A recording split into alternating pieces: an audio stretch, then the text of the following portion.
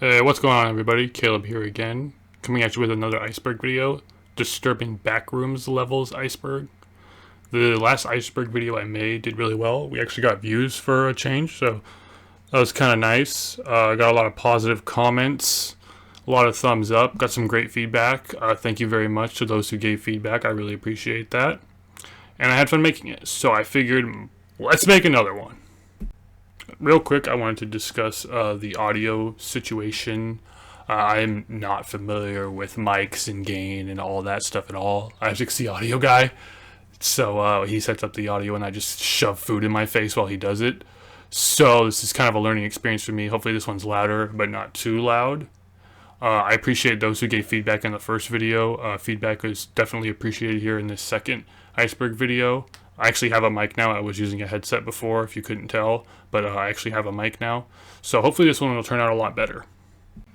Alright, now the Backrooms are not the scariest thing in the world. It's not like, say, the SCP Foundation, which is at its most basic adult cosmic horror. And when I say adult, I don't mean like an adult video that you watch online. I mean like an R-rated movie. Not for kids. The Backrooms is more of a PG-13 type thing, so there's not going to be a whole lot of content warning. So if you came here looking for some really dark, decrepit, deprived horror, sorry. If you came here just to watch an Iceberg video about the Backrooms, you're in luck. Now, when I first discovered the Backrooms, there was only 10 levels. I think I put all 10 on this Iceberg, I'm not sure. But, yeah. I watched Friday night's video. There was only 10 levels. I went to the Backrooms wiki, which at the time was kind of like a wiki you go to for a cult classic game. There's not really a lot of meat and potatoes to it. It's kind of a bare bones wiki. It shows you who the main character is, the main villain, etc. You get what I'm talking about. Now things are a little different. We got there's a few more than 10 levels, I think, now. That being said, I did a lot of diving through the Backrooms here. I'm sure I missed some really disturbing levels, some really scary stuff, but as you can see, there's a lot to go through here, my dude. So it really just reminds me of another SCP Foundation. So I definitely recommend looking into the Backrooms yourself. Every time I went to look for levels to add to this Iceberg, I found a whole new section of stuff to look at, and I have tons of stuff bookmarked here. Even now, looking at this, there's stuff I want to click on that I'm curious about, like Papa Pedro's Pizza Place of Pleasantries. What the hell is that, man? I want to look at that. Let's take a look at that. If it'll load. Okay, never mind. Alright, enough of this intro. I think I've said enough. I think you've heard enough. Let's go ahead and get started on this Iceberg. Tier 1. The safe tier. Not all these are going to be safe, mind you. And I'm not going to go in order from left to right. I'm just going to kind of pick ones at random, and I'll go from there. Level 0. If you're familiar with the Backrooms at all, you know this image. This image was posted to 4chan in May of 2019, and that's where this began. This is the first level that most people end up in the Backrooms. There are no entities here, so you're free to explore around as you choose to. To my knowledge, there's not a whole lot that can be done on this level. I guess this is where you would practice your no clipping. Were you stuck here? There's no resources here that I'm aware of. So the only place to go from here is down. Level 1. Habitable Zone. I believe every level also comes with a name, which I'm going to start doing so you're not remembering 1,000 different level numbers. Okay, anyways. Level 1 is a massive warehouse with concrete floors and walls, exposed rebar, dim fluorescent lights, and low-hanging fog. Unlike level 0, this level possesses a consistent supply of water and electricity, which allows indefinite habitation by wanderers.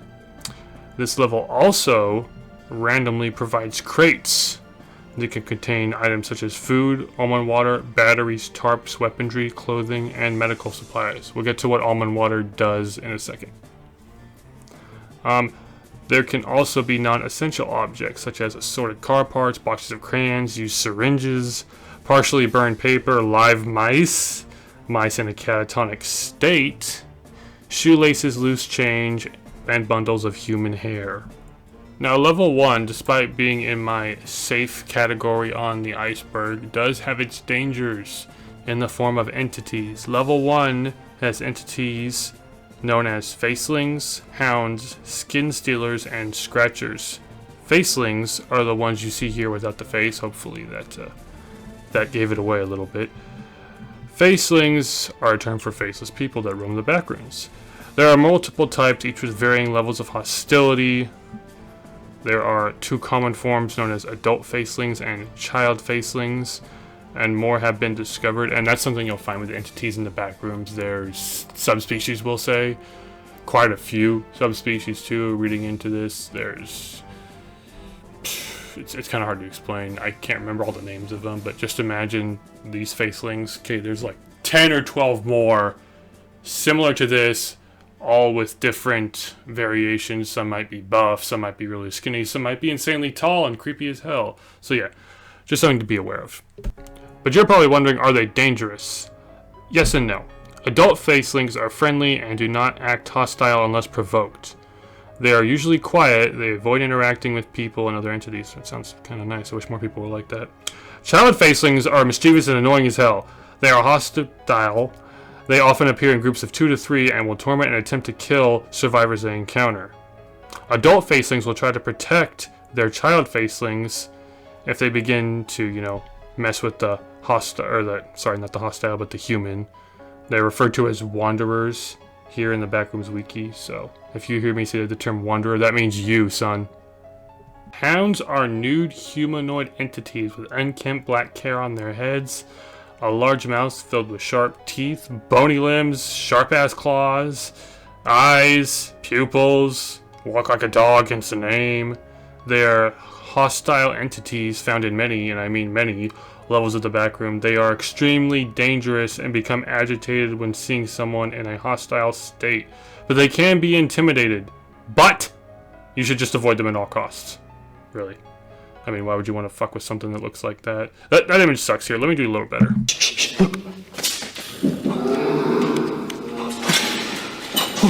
Oh shit! Let's go fucking this way. See, now why would you want to fuck with that guy? Just leave him alone. Leave the dog alone. Alright, let's move on. Skin stealers. That's a skin stealer. I know it looks stupid. But they are large humanoid entities that can wear the skin of their victims as a disguise. They will eat human flesh when in a hungry state. Otherwise, they're pretty lax. I mean, if they get hungry, they're, gonna eat you. But other than that, they're just gonna kind of do their thing. The Scratcher, or just Scratchers. Scratchers are very hostile, long, distinctly humanoid creatures with long claws, hence the name. If you hear one, it is highly recommended that you run away as soon as possible. And you must be very quiet while doing so. Scratchers have unparalleled hearing. They have unparalleled hearing and can easily take you out if you're too loud. They are very aggressive and will not hesitate to kill you. They are attracted to sound and are almost blind, hence why they have no eyes.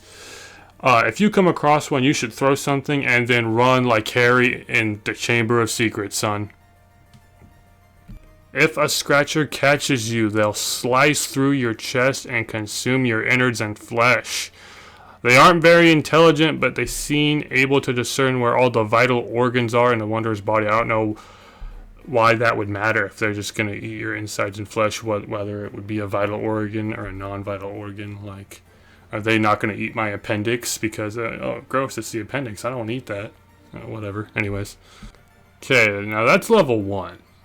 And I know I made that sound really bad, and you're thinking, how in the hell can this be on tier 1 of the iceberg, the safe tier? But it gets a lot worse from here.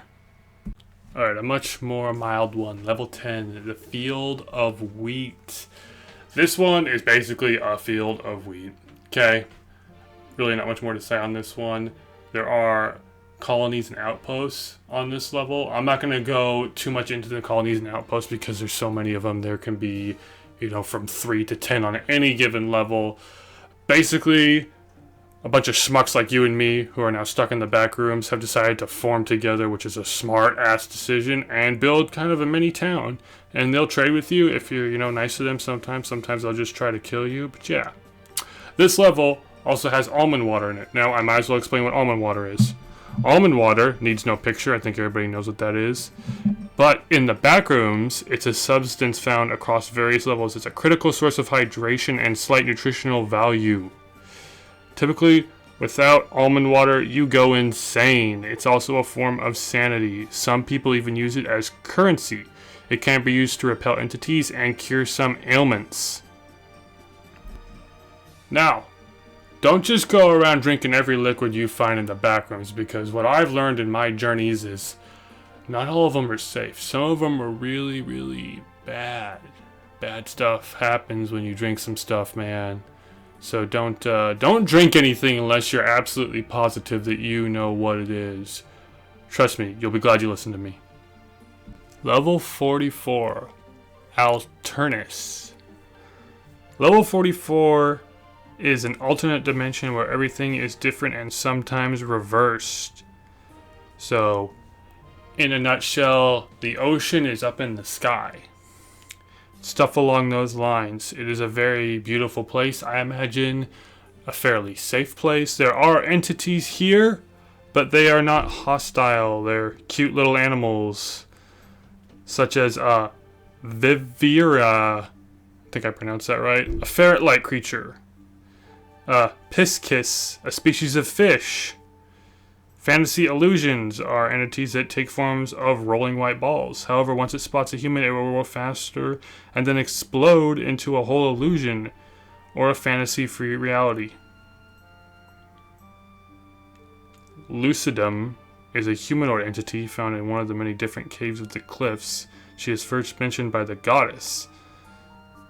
If you ever come across the cave housing Lucidum, whatever, you will notice a long hallway and an entrance to a chamber. Inside the chamber are many crystals and plants, and right in the middle, a jeweled box big enough to hold a human. It is possible to open the box, but you must be very strong to do so. Inside the box is an ice crystal holding a sleeping female. This sounds familiar. Okay, I don't want to talk about that anymore before I get copyright struck. But there are several colonies and outposts here.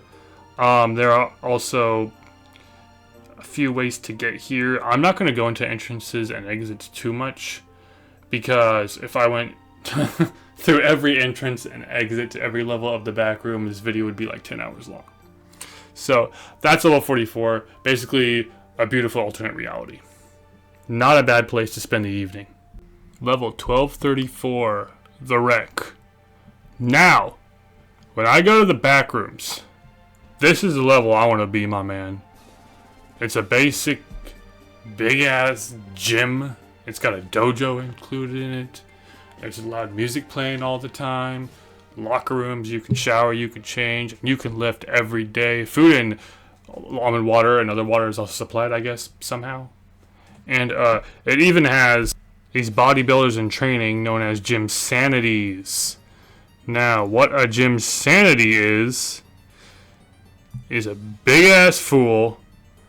They are non-hostile. They exist in a robust community, and all they care about is lifting, really.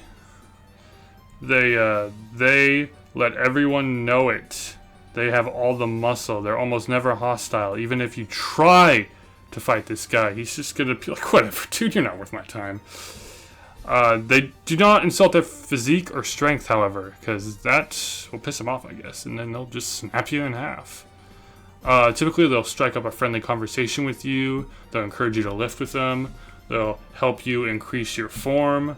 Stuff along those lines. And yeah, this is where I want to be, man. Like, I think I'd rather be here than in the place I'm living now. And the final level for this tier, the Void. That black square is the Void. I didn't try to put a nipple there and then the video censored it out. That is the Void. The Void is a transistory space. It is speculated to be the space in between all levels of the Backrooms. It appears to be boundless, lacking any borders. It is completely lightless and empty, containing nothing whatsoever, except for you. There are no visual or auditory indicators. One is completely isolated and alone in the void. It is currently unknown if it is statistically improbable to encounter other wanderers within the void, or if they're simply just tripping out. In short, it is the utter representation of nothingness. Now you're probably thinking, hey idiot, why did you put the void in the safe tier? That's like the worst level you can be on. Here's why. If I'm in a room that's totally dark, totally alone, totally quiet, by myself, that sounds really fucking nice. You know how many times I'm trying to fall asleep and there's a bunch of loud noises going on outside and it's still daytime and it's hella bright and I can't fall asleep? Dude, to be alone in a dark room with nobody can fucking bother me, that sounds so great. That's why this is on the top tier. That's why this is in the safe tier. There's no entities here either. That's another thing. Sadly, to get to the void, you basically, you gotta fuck up bad or have really shitty luck to get to the void, because it's not like you just no clip into any random wall and you'll end up here. There's specific ways to get here, because this is a place you don't want to end up for whatever reason. I don't know why you wouldn't want to be here, but yeah, that's the void. Alright, ladies and germs, that is tier 1. Some of those sounded nice, some of those not so much, but it only gets worse from here, man. Let me tell you, those levels are pretty cake compared to what's coming up. Tier 2. I labeled this one as minimal danger. Going into these, that could change from minimal danger to major danger. Just have to wait and see. So one thing I forgot to mention about 1234 is the only way to get out is to physically get out. Physically go to the door. And when I say physically, I mean the gym sanities are literally going to push you back to try and prevent you from leaving because they love you so much. So what you have to do is you have to lift and bulk up until you're strong enough to get out of there. And even when you get out of there, one of these stud muffins is going to follow you out and accompany you through the rest of the back rooms no matter where you go or what you do. So, like, bro, what a chat. When I die, I want to be reincarnated as a gym sanity. So basically, when you go to 1234 and get out, you have your own personal Ronnie Coleman who's got your back no matter what you do. That's awesome. So you know what, for the rest of this video, we're going to say we have our own personal gym sanity. We're going to call him Ron. No, not this Ron. This Ron. Now, is he going to help out very much? Probably not, but I mean, would you turn down that guy's help? 2. Pipe Dreams. Level 2 consists of a long, dim, concrete maintenance hallway with steam pipes lining the walls and ceilings. Doors are rarely found. It's all hallways pretty much. The pipes can reach an immense heat of 200 Fahrenheit or 93 Celsius or higher, boiling any wanderers alive. Level 2 is far more dangerous than Level 1 due to the hazards of the heat and the sheer number of entities inhabiting the level. If you come across one of these entities, it is suggested that you go the other way, because most of these will kill you rather easily. Known entities that lurk in this level are facelings, hounds, smilers, and scratchers. Now, we've talked about the previous entities, but now we have the smiler. Don't let those pearly whites fool you. This guy could be very dangerous. Smilers are hostile entities, recognizable by their signature bright-ass white teeth. I'm jealous. Their teeth are straight, too. Sighting of these entities is among the most common in the backrooms. It's speculated these entities do not have bodies, rather the darkness is their bodies. Smilers are attracted to light. They will chase anything remotely bright. If you have a flashlight and you point it at a smiler, it's a good chance it will lunge at you. And if it does, you better throw that flashlight, son. Moving on, we have level 4, the abandoned office. There's not much to say about level 4. It's a very lax place to be. It's widely regarded as a rest stop among wanderers and a safe location to take a break during your journey. Due to this, there are several communities that have begun to flourish. Your only real threat here is the seasons. This is one of the few levels of the Backrooms that does have seasons. Summer, spring, fall, winter. I said those out of order, but you know what I'm talking about. As a result of that, it will get cold. So hypothermia is an issue. Hyperthermia can be an issue. So be aware of that. Moving on. Level 7. Thalassophobia. Hopefully I said that right. This level is basically a big ass lake. Thus far, nobody has fully explored level 7, but what is currently known is that the first and potentially only room of level 7 is not flooded, and thus has the usual for less fluorescent lighting, and There are minimal entities here, if any. It hasn't been fully explored. There is something known as the Thing, whatever that's supposed to be. The water is very cold, so recommend that you don't go in that water. And yeah, so basically you're in a room with no supplies in the middle of an ocean. So chances of survival are pretty low. Moving on. Level 5, the hotel.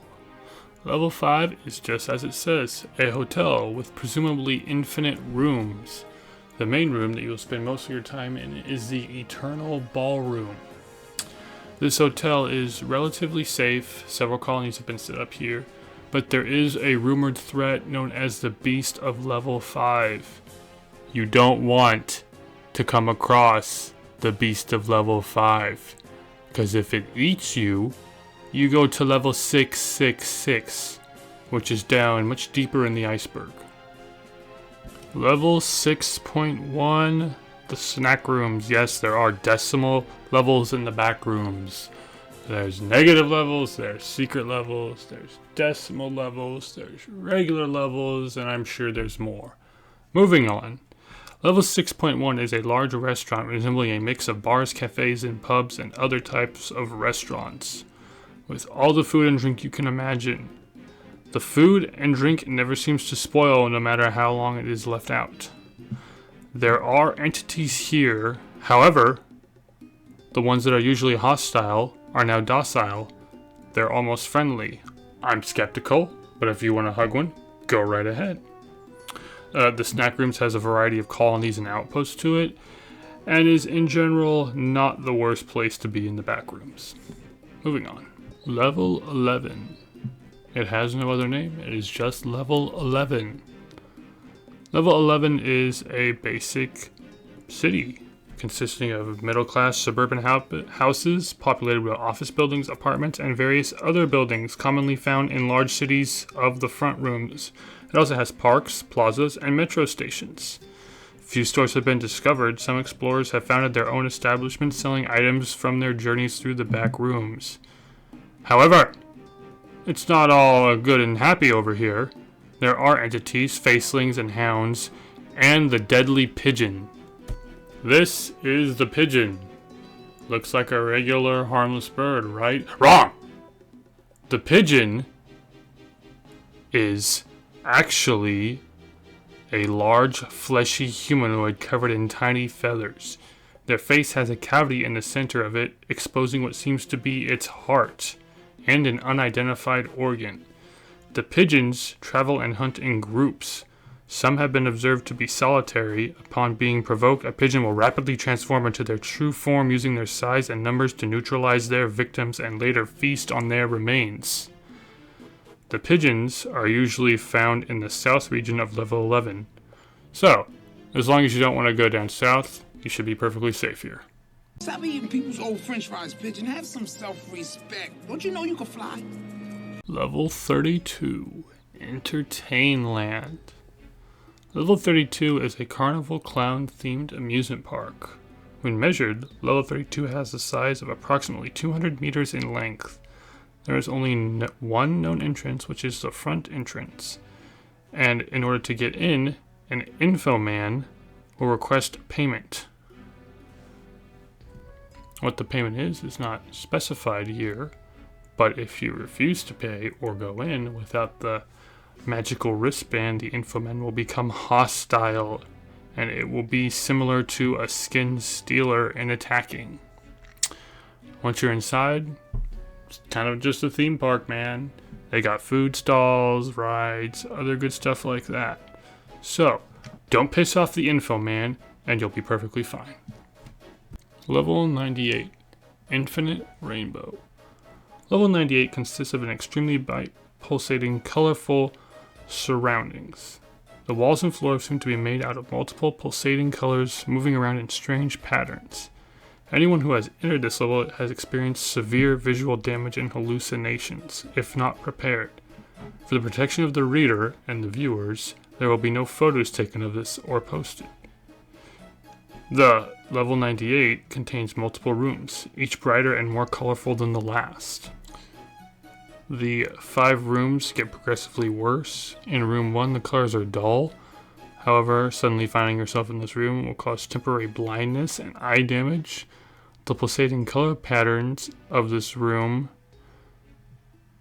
cause that damage. Pouring almond water in your eyes will dull the pain and the blindness, I guess. If you make your way to room 2, the colors and pulsations are more aggressive. It is advised that you exit immediately and go back to room 1. Staying in this room for too long will cause long-lasting eye damage as well as searing afterimage of the room. Now, if you're dumb enough to go into room 3 for more than 15 minutes, you'll have permanent eye damage, which I would assume is blindness. The pulsing patterns on the ground seem to move in a heptagonal pattern. No one has found a way to pass this level with their eyesight intact. If you blindly wander into room 4, you won't know you're there, I guess, because you'll kind of be blind. No one knows what room 4 looks like. Any wanderer who was unfortunate enough to stumble in here has reported it being searing hot. And only one person has made it to room 5. The wanderer lost communication after screaming at the top of her lungs over and over again, "It burns." An unconfirmed theory states that lighters originate from room 5.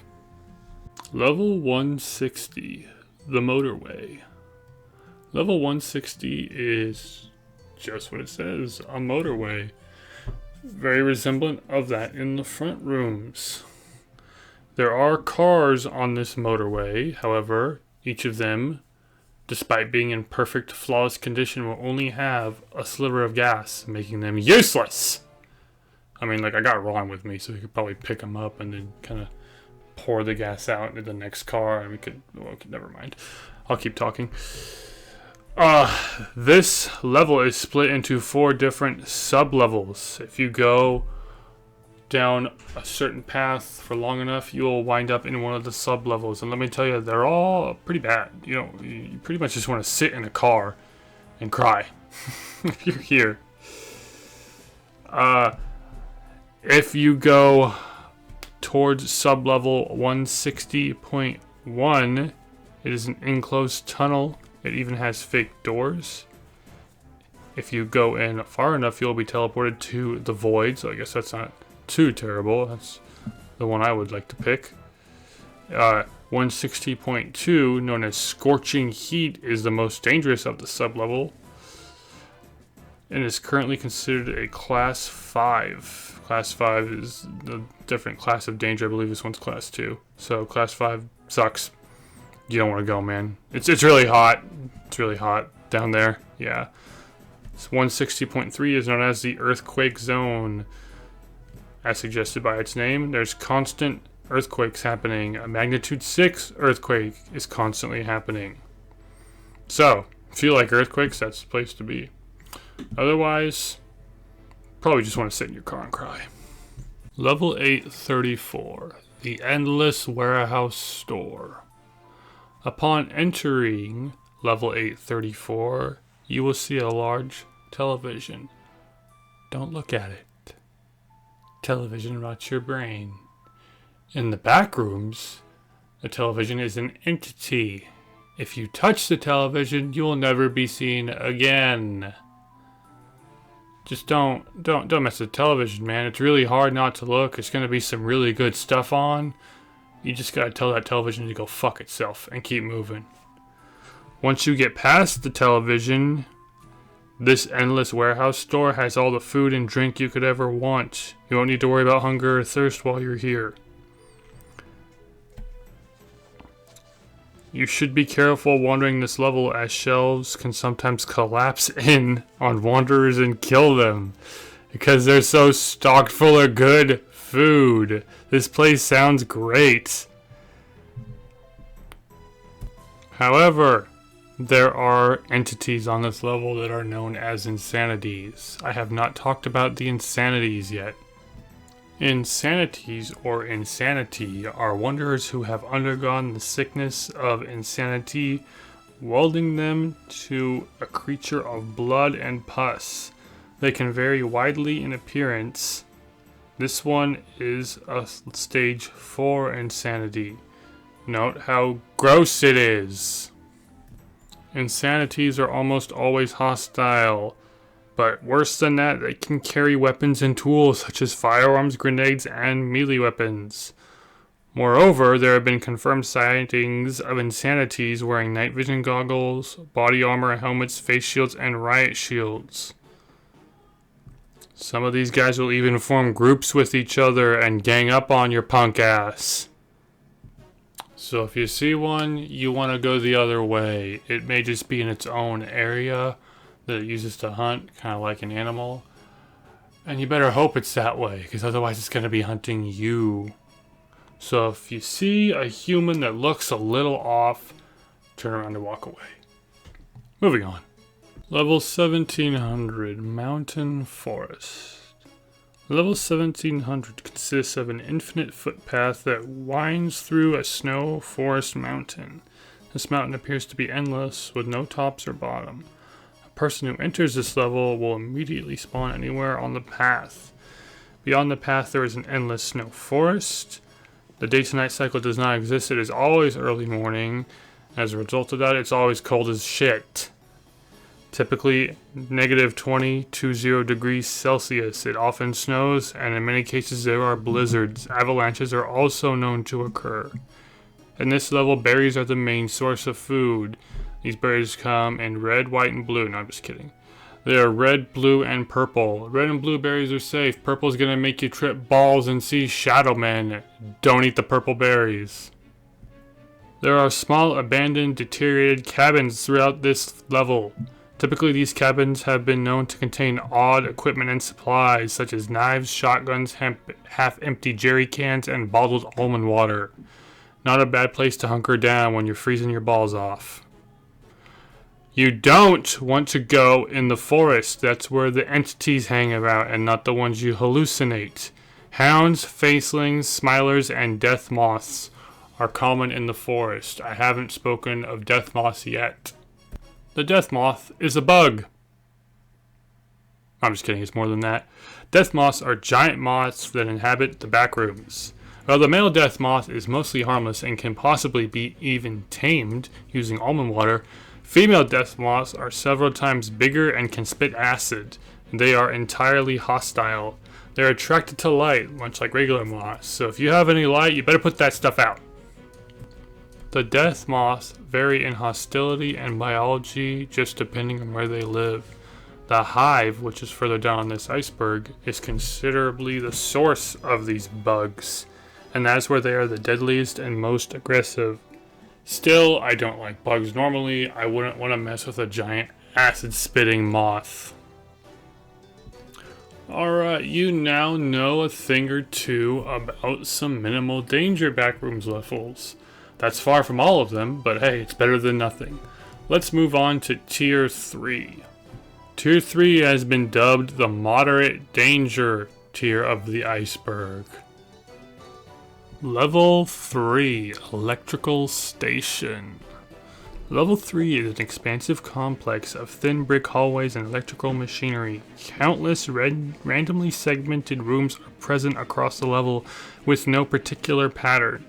In addition, pipes line the walls and ceilings of this level. The pipes are filled with almond water, contaminated, so don't drink it. You got sad there for a second, didn't you? There are entities on this level in the form of hounds, facelings, skin stealers, and death moths.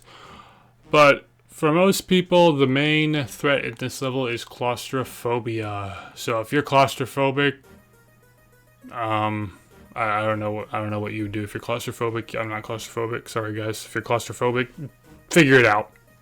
Moving on. Level 6, Lights Out. If you're thinking I reused that image from the Void, you're wrong.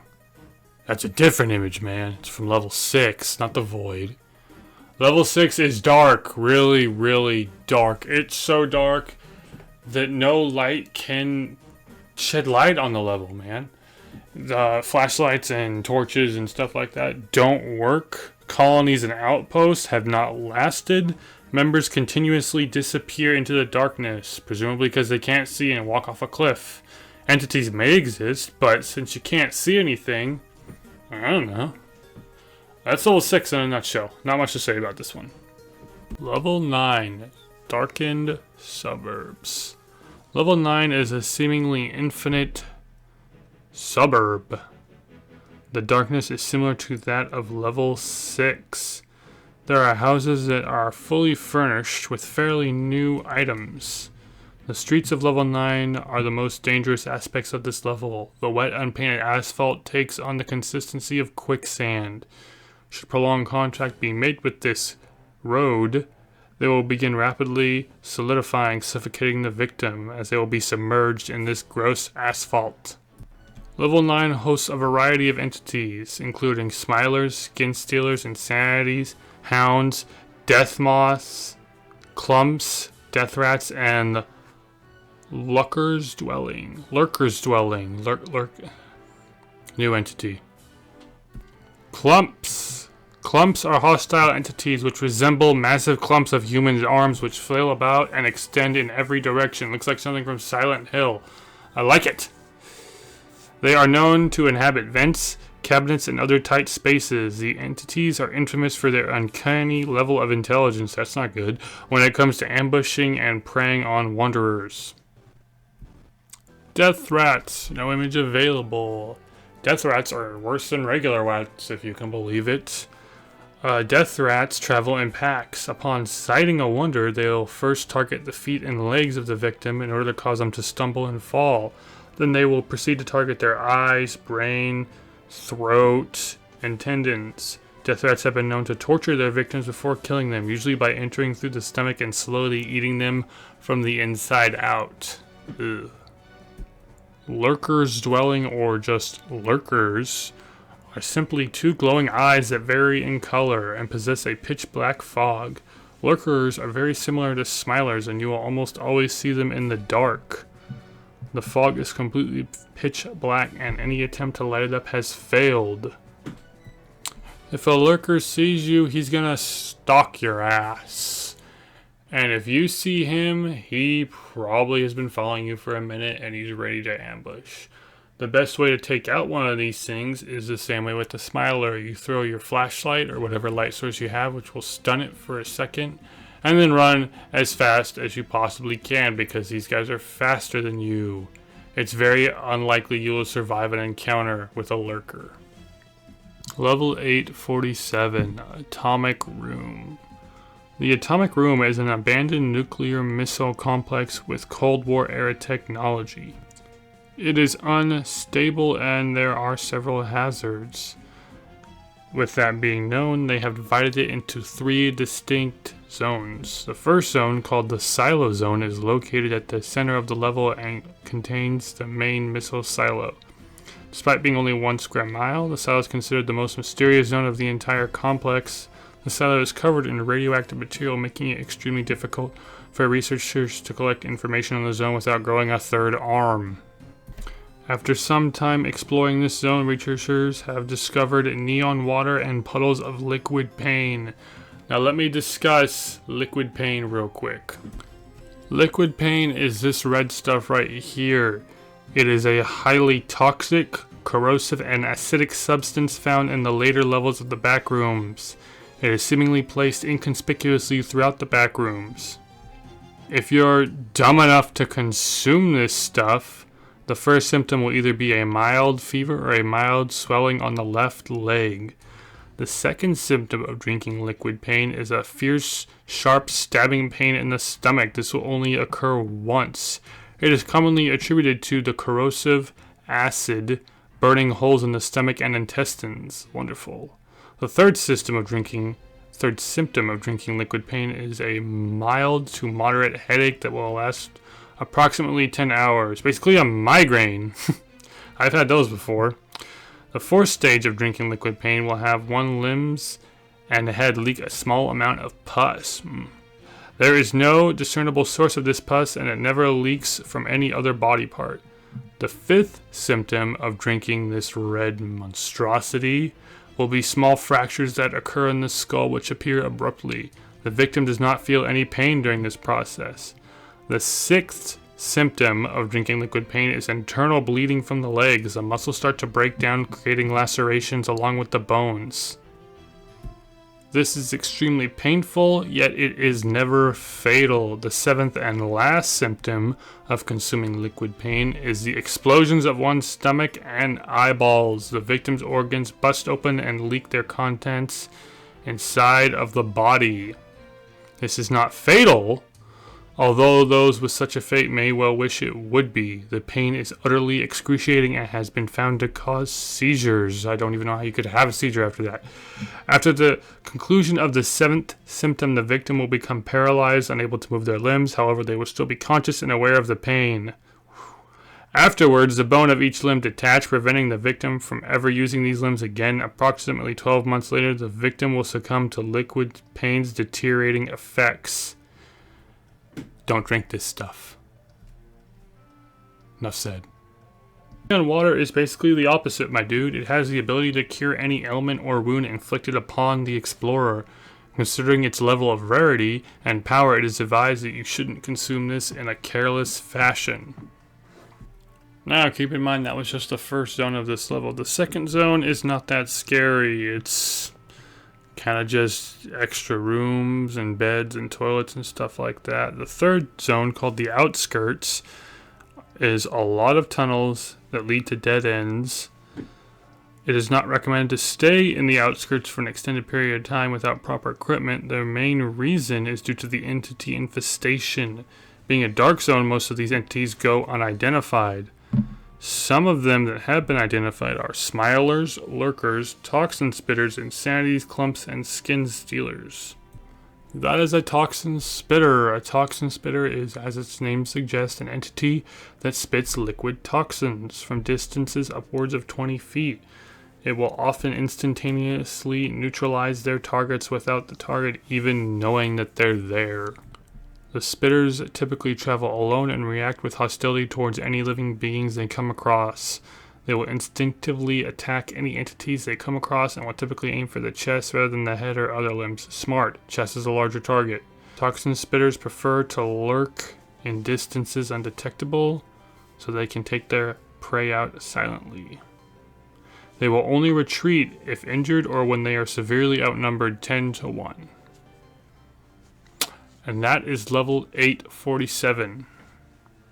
Level 953, the Endless Parking Lot. Level 953 takes on the appearance of a parking lot, seemingly never ending. It has a mysterious fog that limits your visibility. This fog is also an entity. It basically makes you go nutty. And since it's everywhere, kinda a place you don't want to be.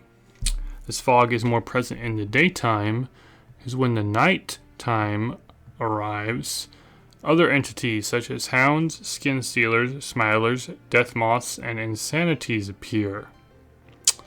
There isn't much in the way of resources here. You may occasionally find a dumpster that'll have almond water or some such in it. But other than that, you are stuck in a cold, crazy ass parking lot. Level Infinite. Level Infinite is a very dangerous and unpredictable, enigmatic level within the Backrooms. It is believed to be connected to several other dangerous levels in a close way. The level displays strange qualities with other areas of the Backrooms.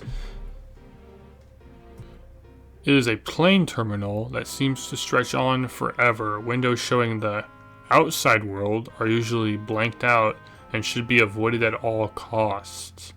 This level is shown to possess its own day-night cycle. During most nights, the windows go to a shade of purple. It is currently unknown what happens if you enter the outside world through the windows. However, it is theorized that it will take you to another random level or an unfound level along with this. Most known entities to be documented within the Backrooms at any point in time can be sighted here during the night cycle. Due to that, it is one of the most dangerous places in the Backrooms.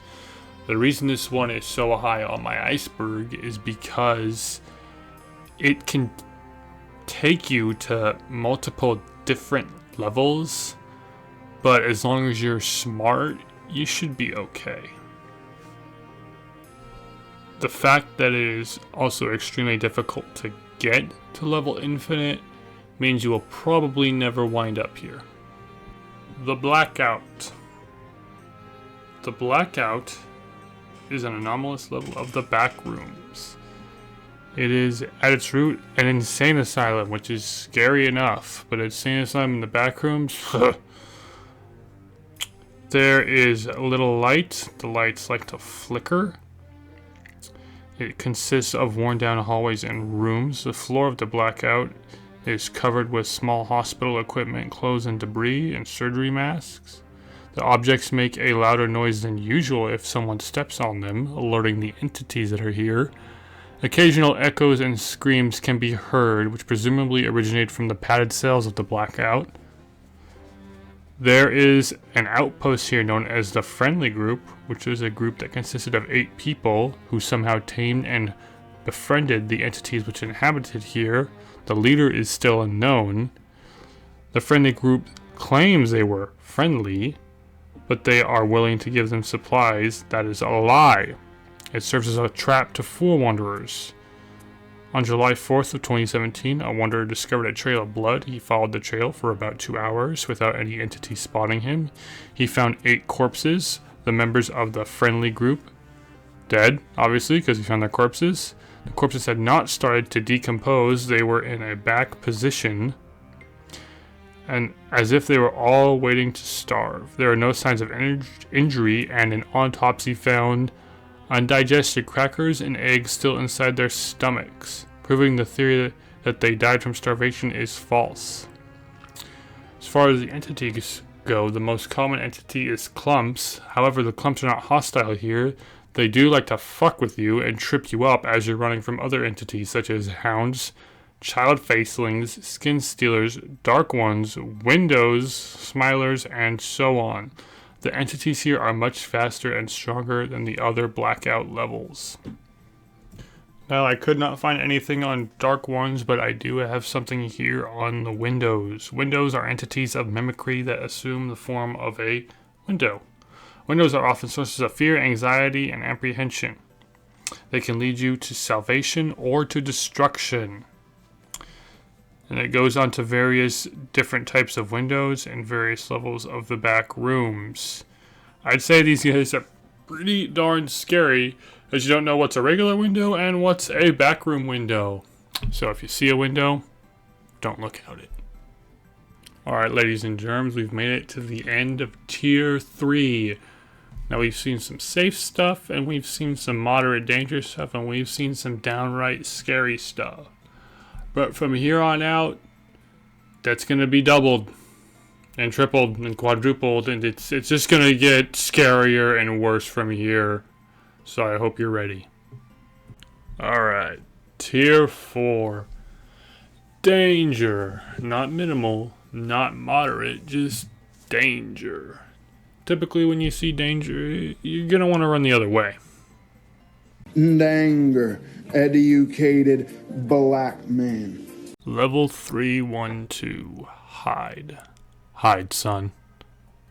Level 312 is a large, seemingly rustic house that floats in the void. You will appear inside the hallway. The door leading to the street is blocked, and it is not recommended that you go outside as you may fall into the void. The house itself has 8 rooms like a regular house. It also has a basement and attic, but it's extremely difficult to get to them. Now, the house has a day-to-night cycle. During the daytime, only a preliminary investigation is conducted at this level in relation to the Skinners. The Skins are teddy bears that, when viewed directly, will rush at you and engulf you in smoke. The more dangerous of creatures appear at night, including smilers, dogs, facelings, windows, and partygoers. Now, there is another entity that lives on this level named the Painted Person, the picture at the end. If he touches you, you will become like him. And do you want to look like that? You think you're ever going to get married looking like that? No! So you hide. Hence the level name. Hide. Hide and don't come out. There is also one more thing that I'm going to mention. Eventually you may stumble upon an exit door, behind which you will hear the sound of a siren. When you open that door, you will immediately find yourself on level exclamation point. You don't want to be there. So if you hear a siren, just hide. Just hide. Just spend the whole time hiding if you're on this level. And if you wind up in some fancy ass house in the back room, just crawl under a couch and hide. Okay? Alright. Now, before we go any further, I need to discuss the partygoers because these guys are all over the Backrooms.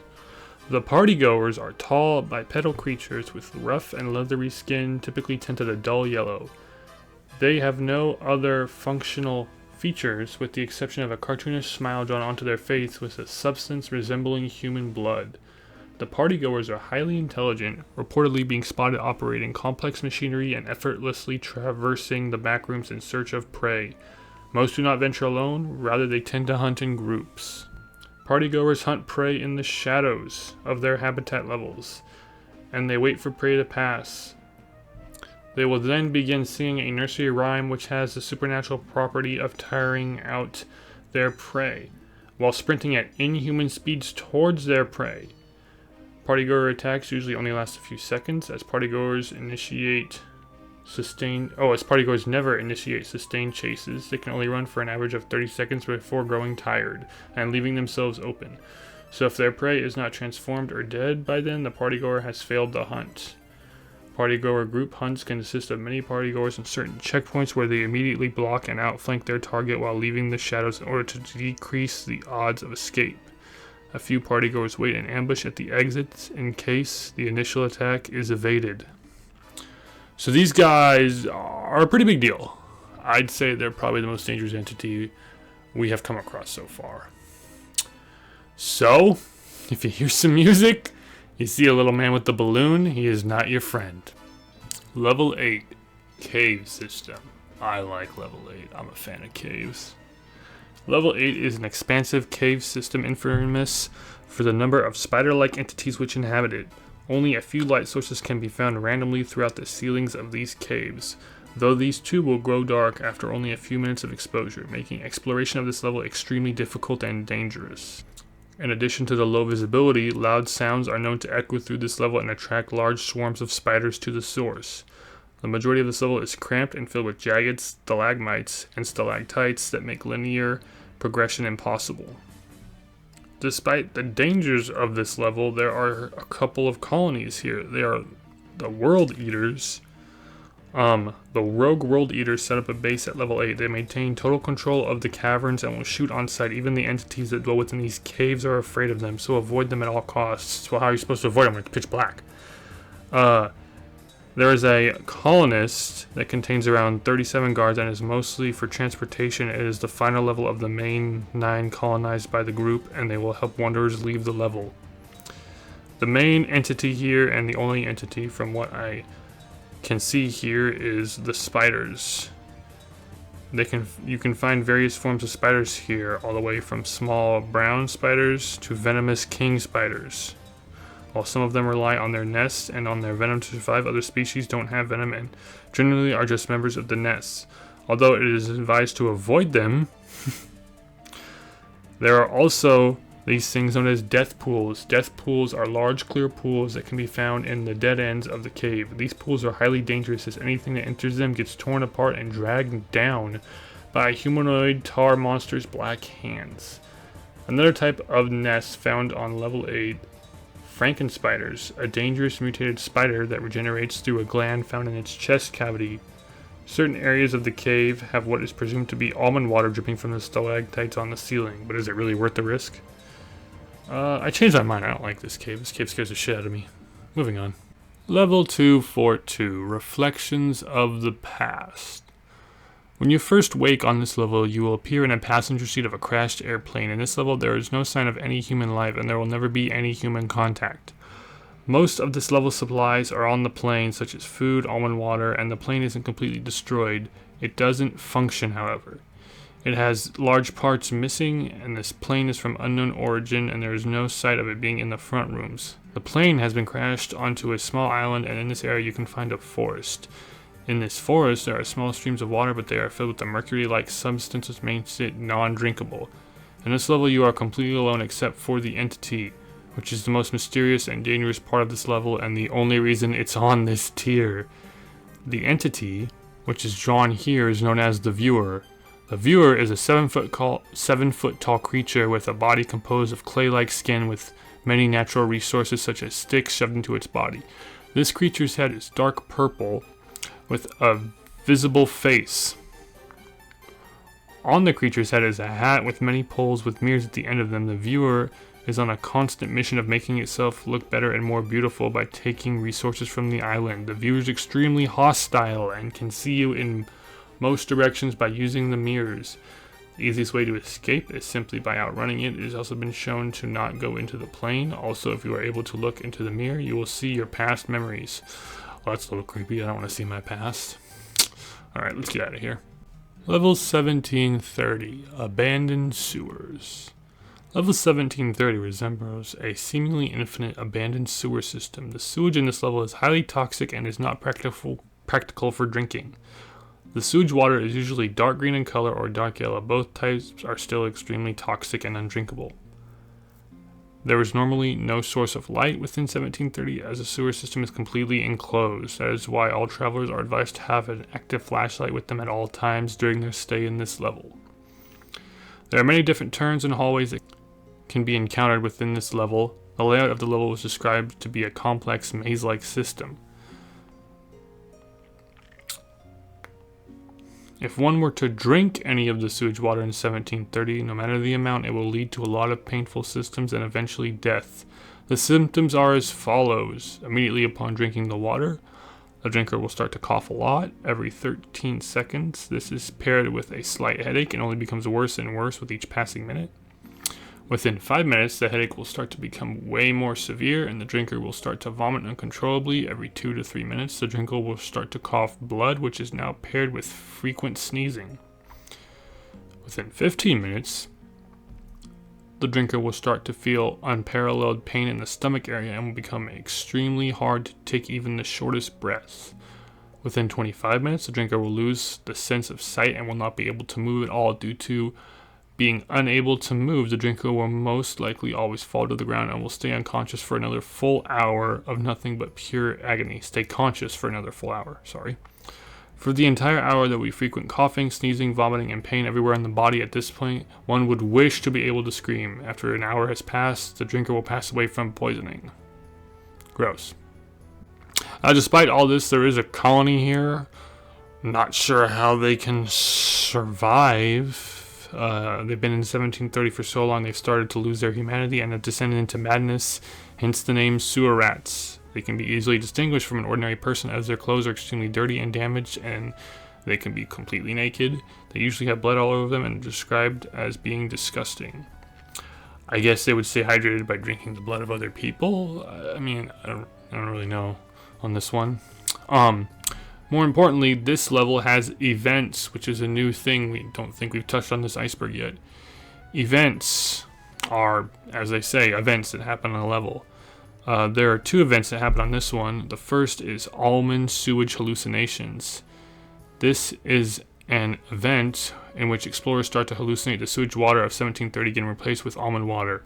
This effectively tricks the mind of the wanderers within the level to drink the almond water, which is unknowingly to them not almond water, but simply the same old sewage water they were surrounded with. And then the things we talked about previously will take effect.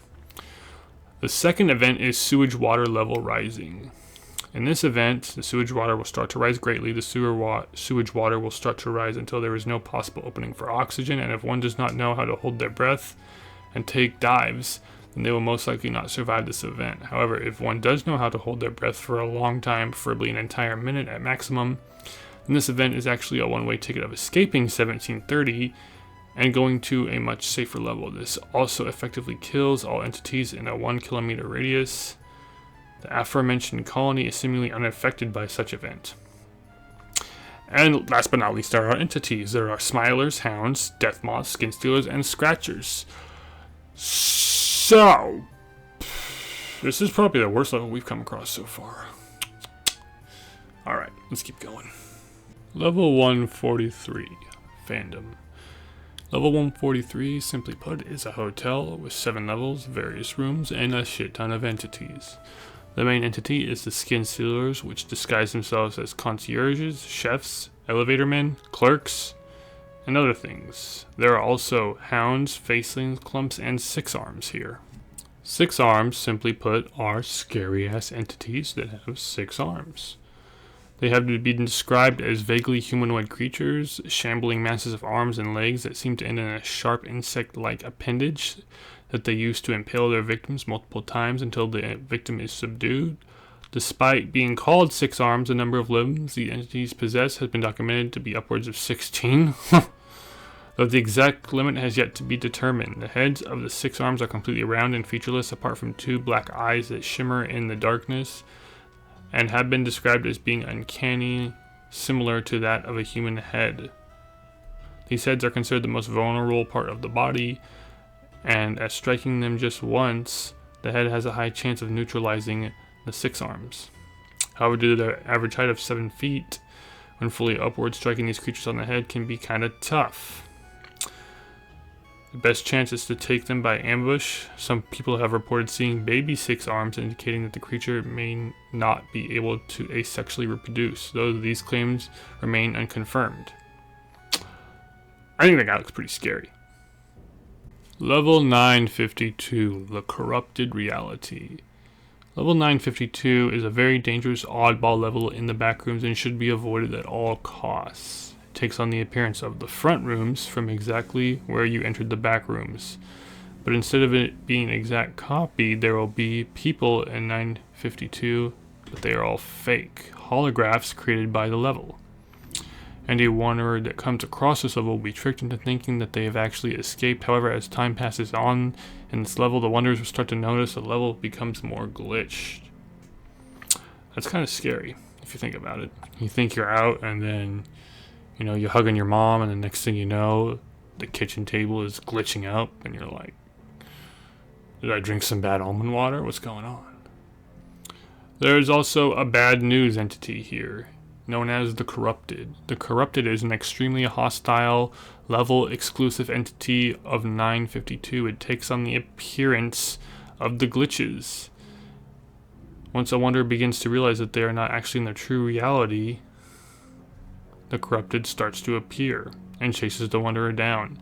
Since the corruption takes on the appearance of one of the glitches in 952, it's virtually indistinguishable between the surrounding areas. So you turn around and then your mom's a corruption, and you're like, ah! If he catches you, he's going to throw you in the corrupt catacombs.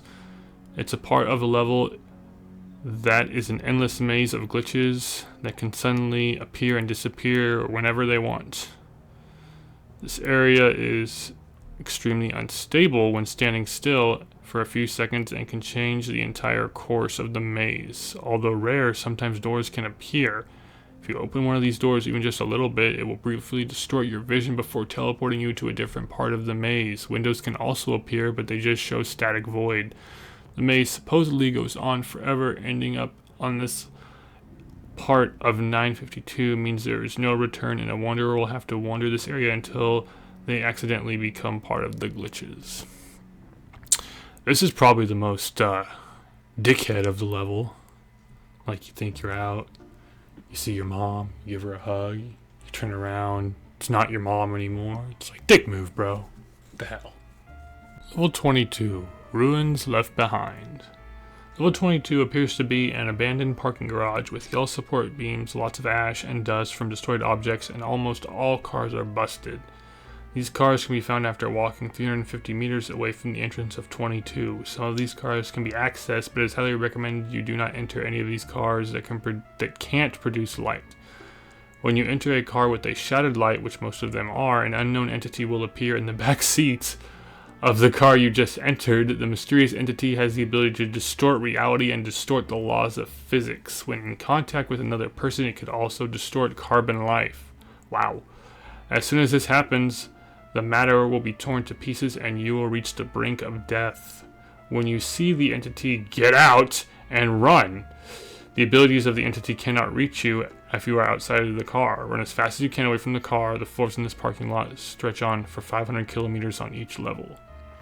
There are no colonies on this level. Imagine that. Level 22 only has one entity, that being the Anthicus. I believe I said that right.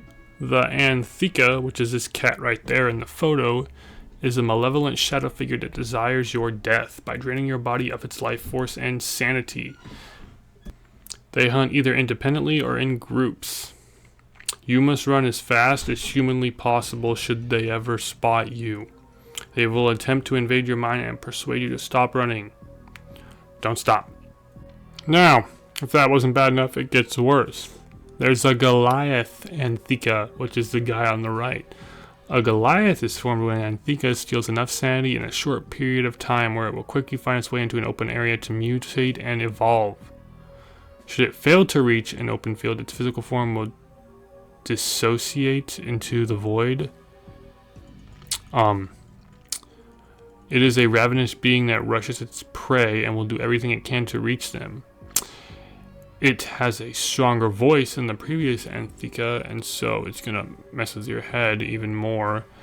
They are barely seen, but they pose a huge risk to you and to me. That's just not fair, dude. Like, it's bad enough that I got this one guy who's gonna distort my being and suck the life out of me while telling me that everybody hates me and that I should just end it.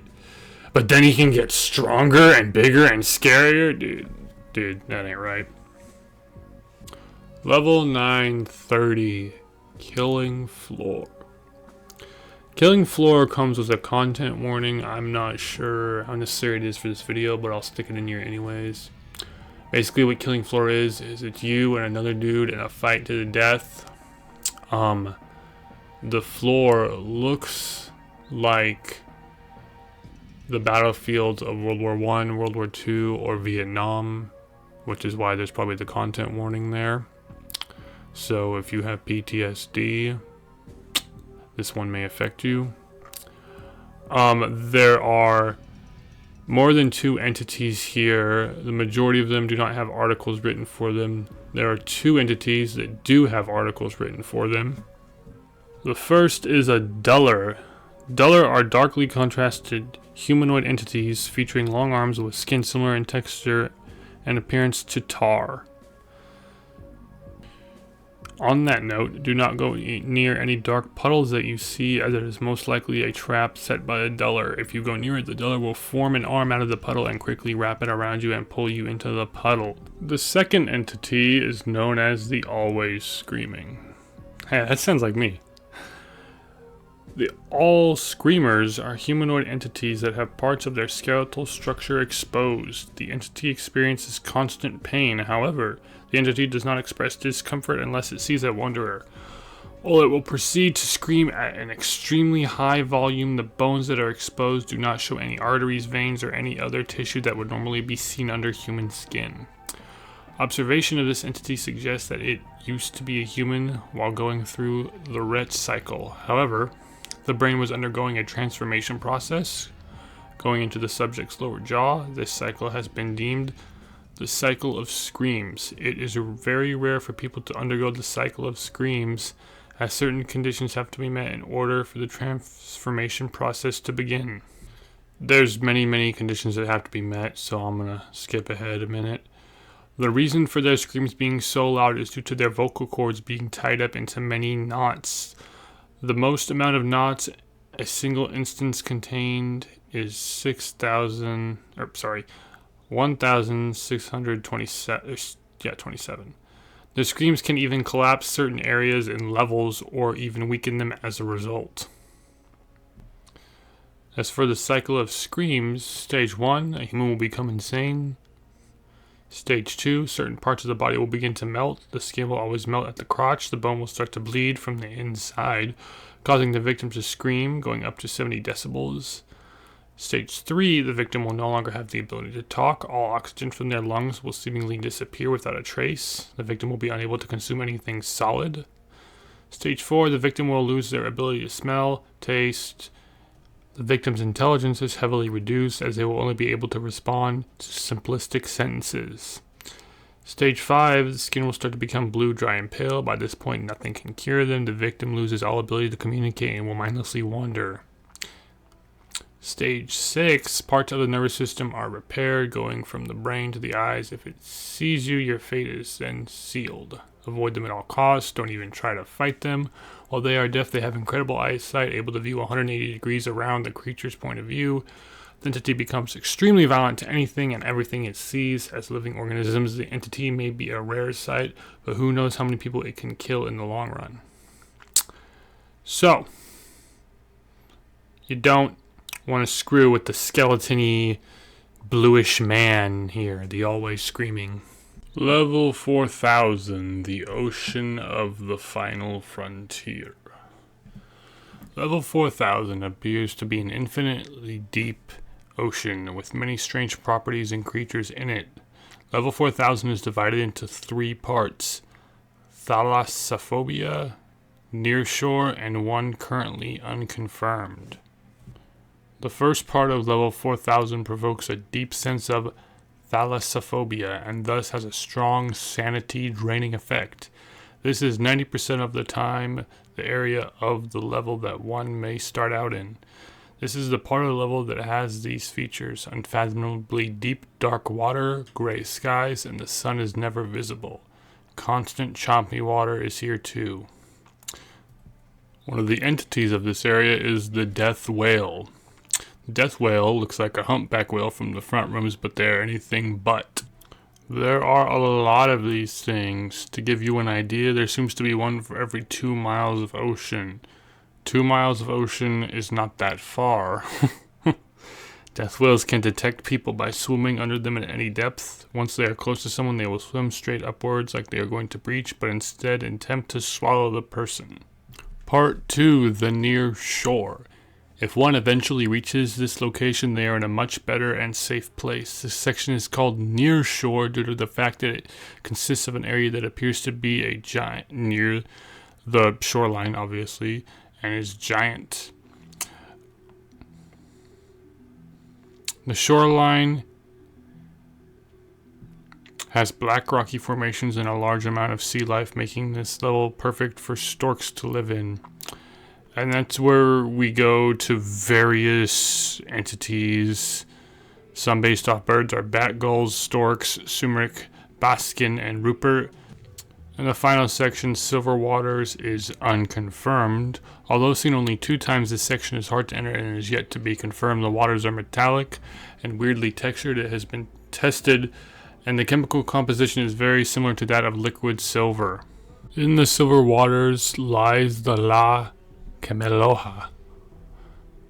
It is a mysterious creature named by the Noki.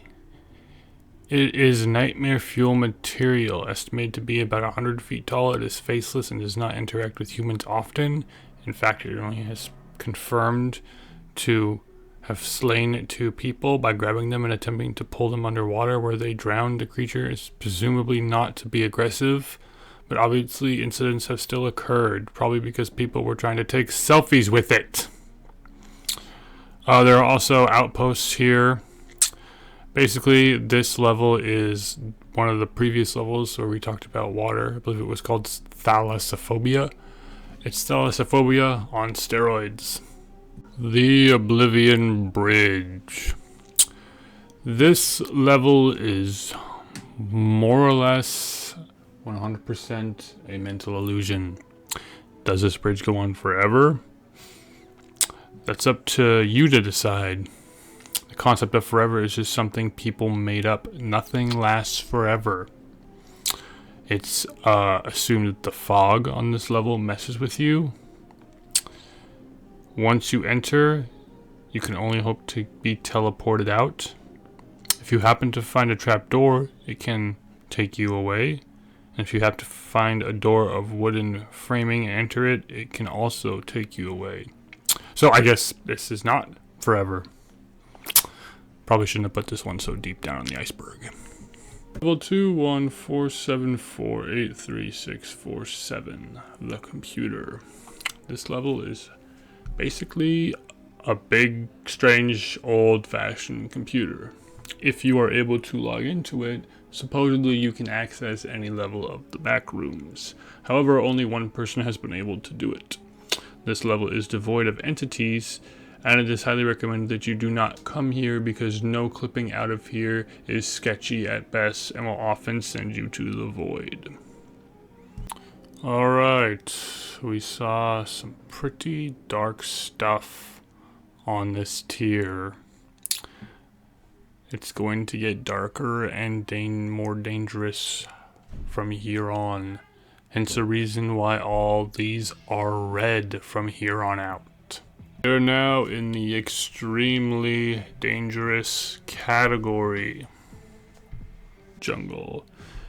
Death Jungle is a big ass jungle similar to that of the Amazon. It constantly contains a thick blanket of fog. This level is most infamous for being the home of the Ravager apes. This is the Ravager ape. The Ravager ape are a species of excessively cruel and violent Sasquatch-like creatures. These apes are capable of projecting disturbing mental images into the mind of any who make eye contact with them.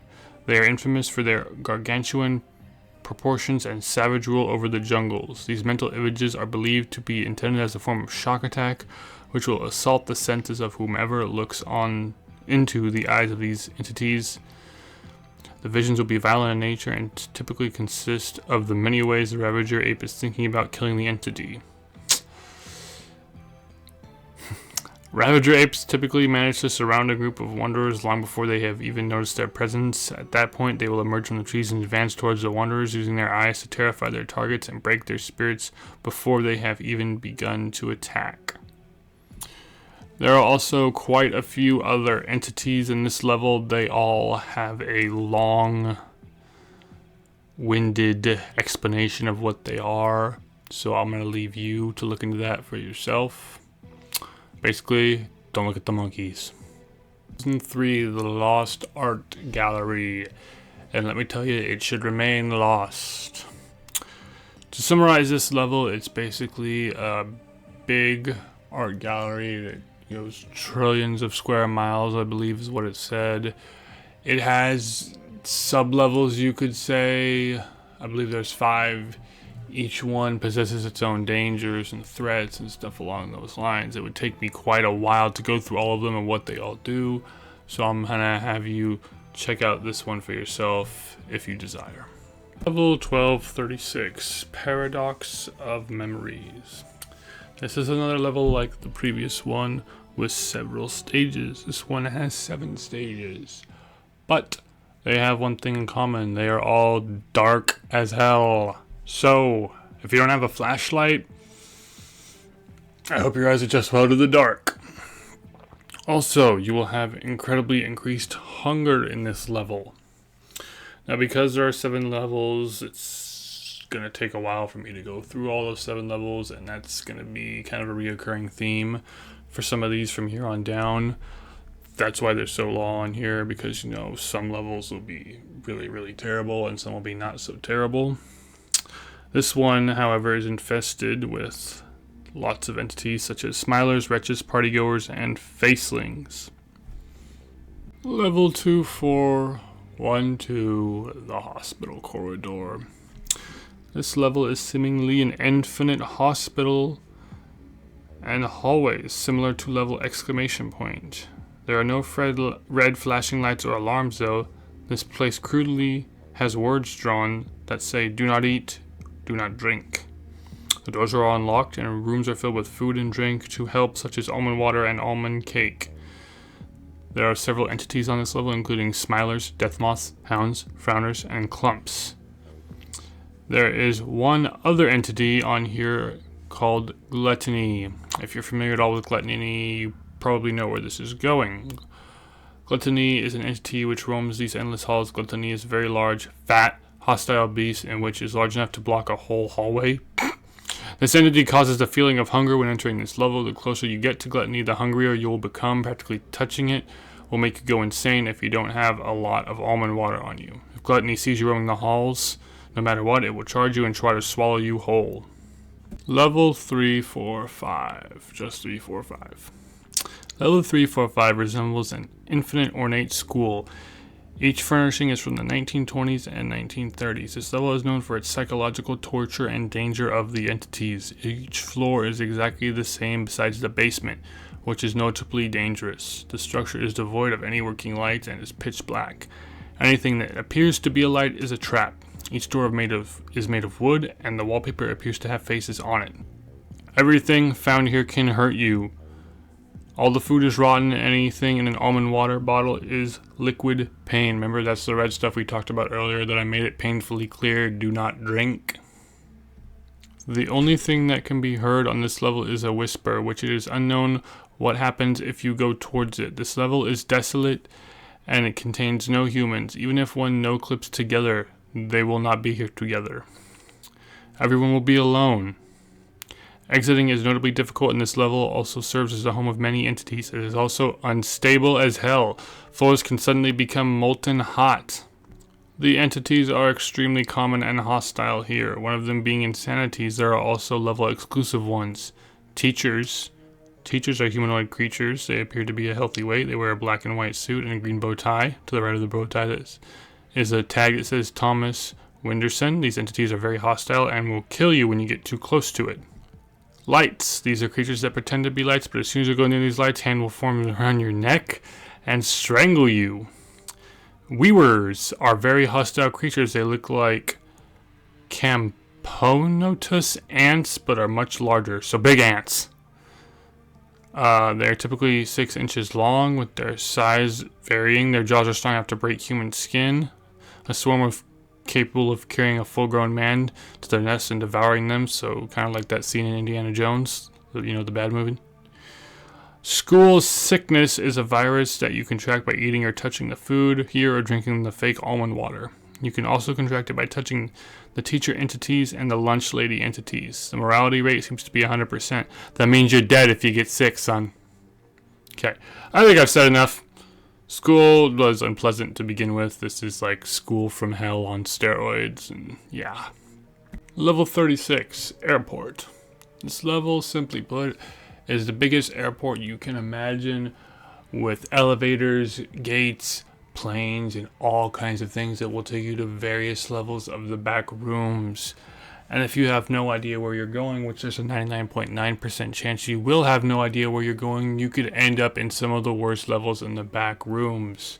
So if you wind up in an airport, I would say just chillax there forever. I mean, it's either that or take a major gamble. Level 862, Midnight Disaster. Level 862 is a series of events that can occur inside of what appears to be a small house at midnight. If you enter this level, you'll wake up in a random bedroom of the house. Not remembering you're in the back rooms, you will feel thirsty, so you will most likely look to grab a drink. If you decide to grab a drink, you will fall unconscious and wake up in level 0. Then you will feel tired and go back to bed. If you do not, you will fall. If you do not follow, you will also fall unconscious and go back to level 0. Okay, that was weirdly written. Entering a bed will cause one of 5 different events to occur. Event 1 appears to be someone entering the room you are in, opening the curtains in the room. Then you will see a bright blood moon outside the window. Then and you get the feeling you are being watched, and will begin to imagine that a smiler is watching you and that it's no big deal, so you will close your eyes and ignore it and then fall asleep.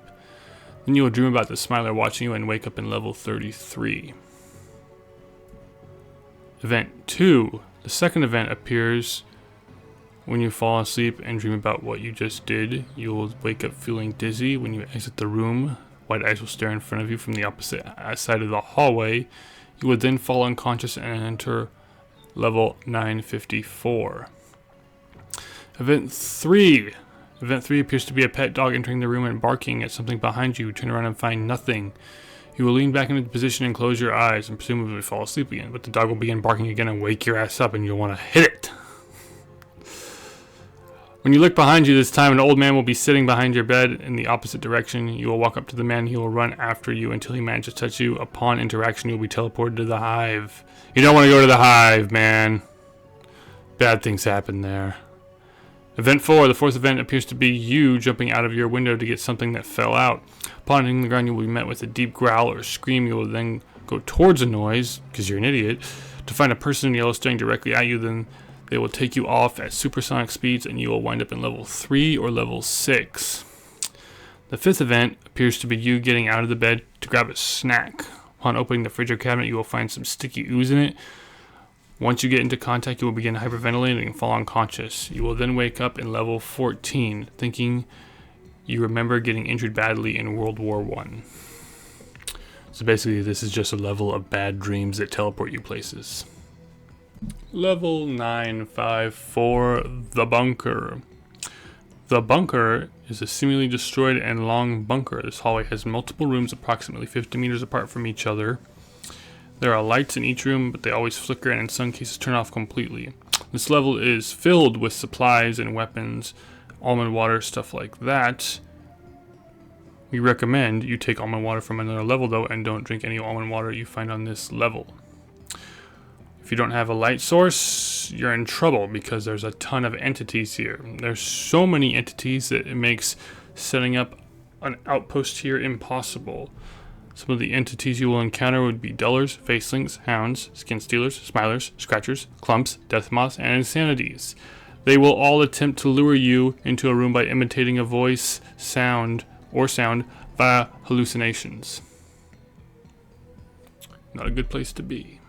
Level 9669, Sulfuric Hellscape.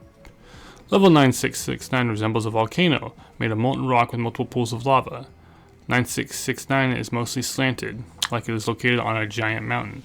The atmosphere can be deemed dangerous. Imagine that. The sky is a dark reddish-black color and is filled with very dark cloud where lightning snicks all across the sky. The air in the levels is mostly consistent of smoke and sulfur, causing sickness in most wanderers and or asphyxiation. I believe that's how you pronounce that. This level is obviously very hot, resting at a solid 150 Fahrenheit or 65 Celsius, going up to 170 Fahrenheit or 76 Celsius. From time to time, the level will begin raining. The rain is described as heavy and warm to the touch. This phenomenon is rare. Traveling through the level has proven to be very difficult, as many people fall into the pit of lava or die of dehydration, exhaustion, or lung failure, or get crushed by falling rocks. Despite all this, there are many entities here that can also end you, such as clumps, death moths, and hounds.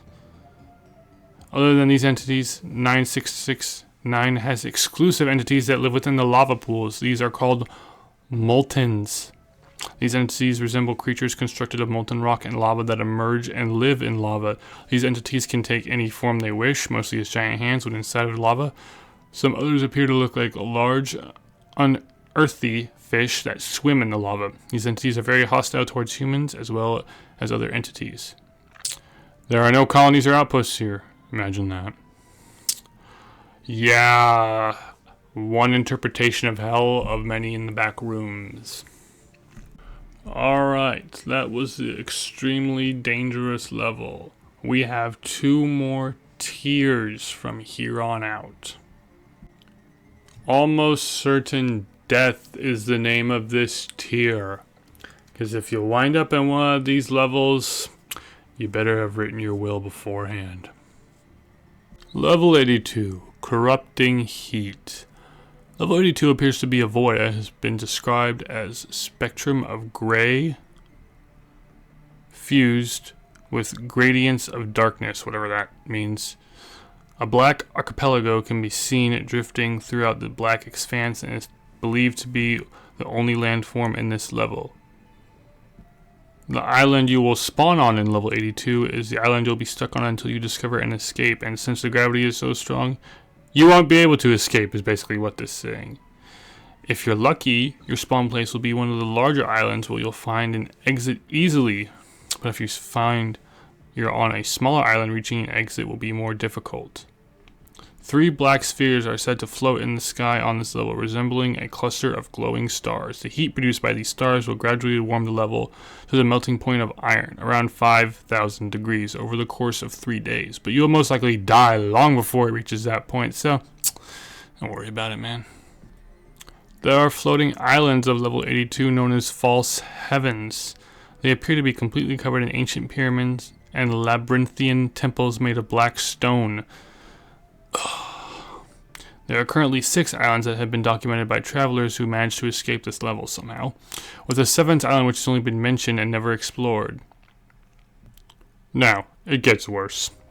I'm not going to go into those islands because they all have some very difficult to pronounce Chinese name that I'm going to butcher, and they're more or less all the same thing. However, there are 2 entities on this level, one of which is Zalgo.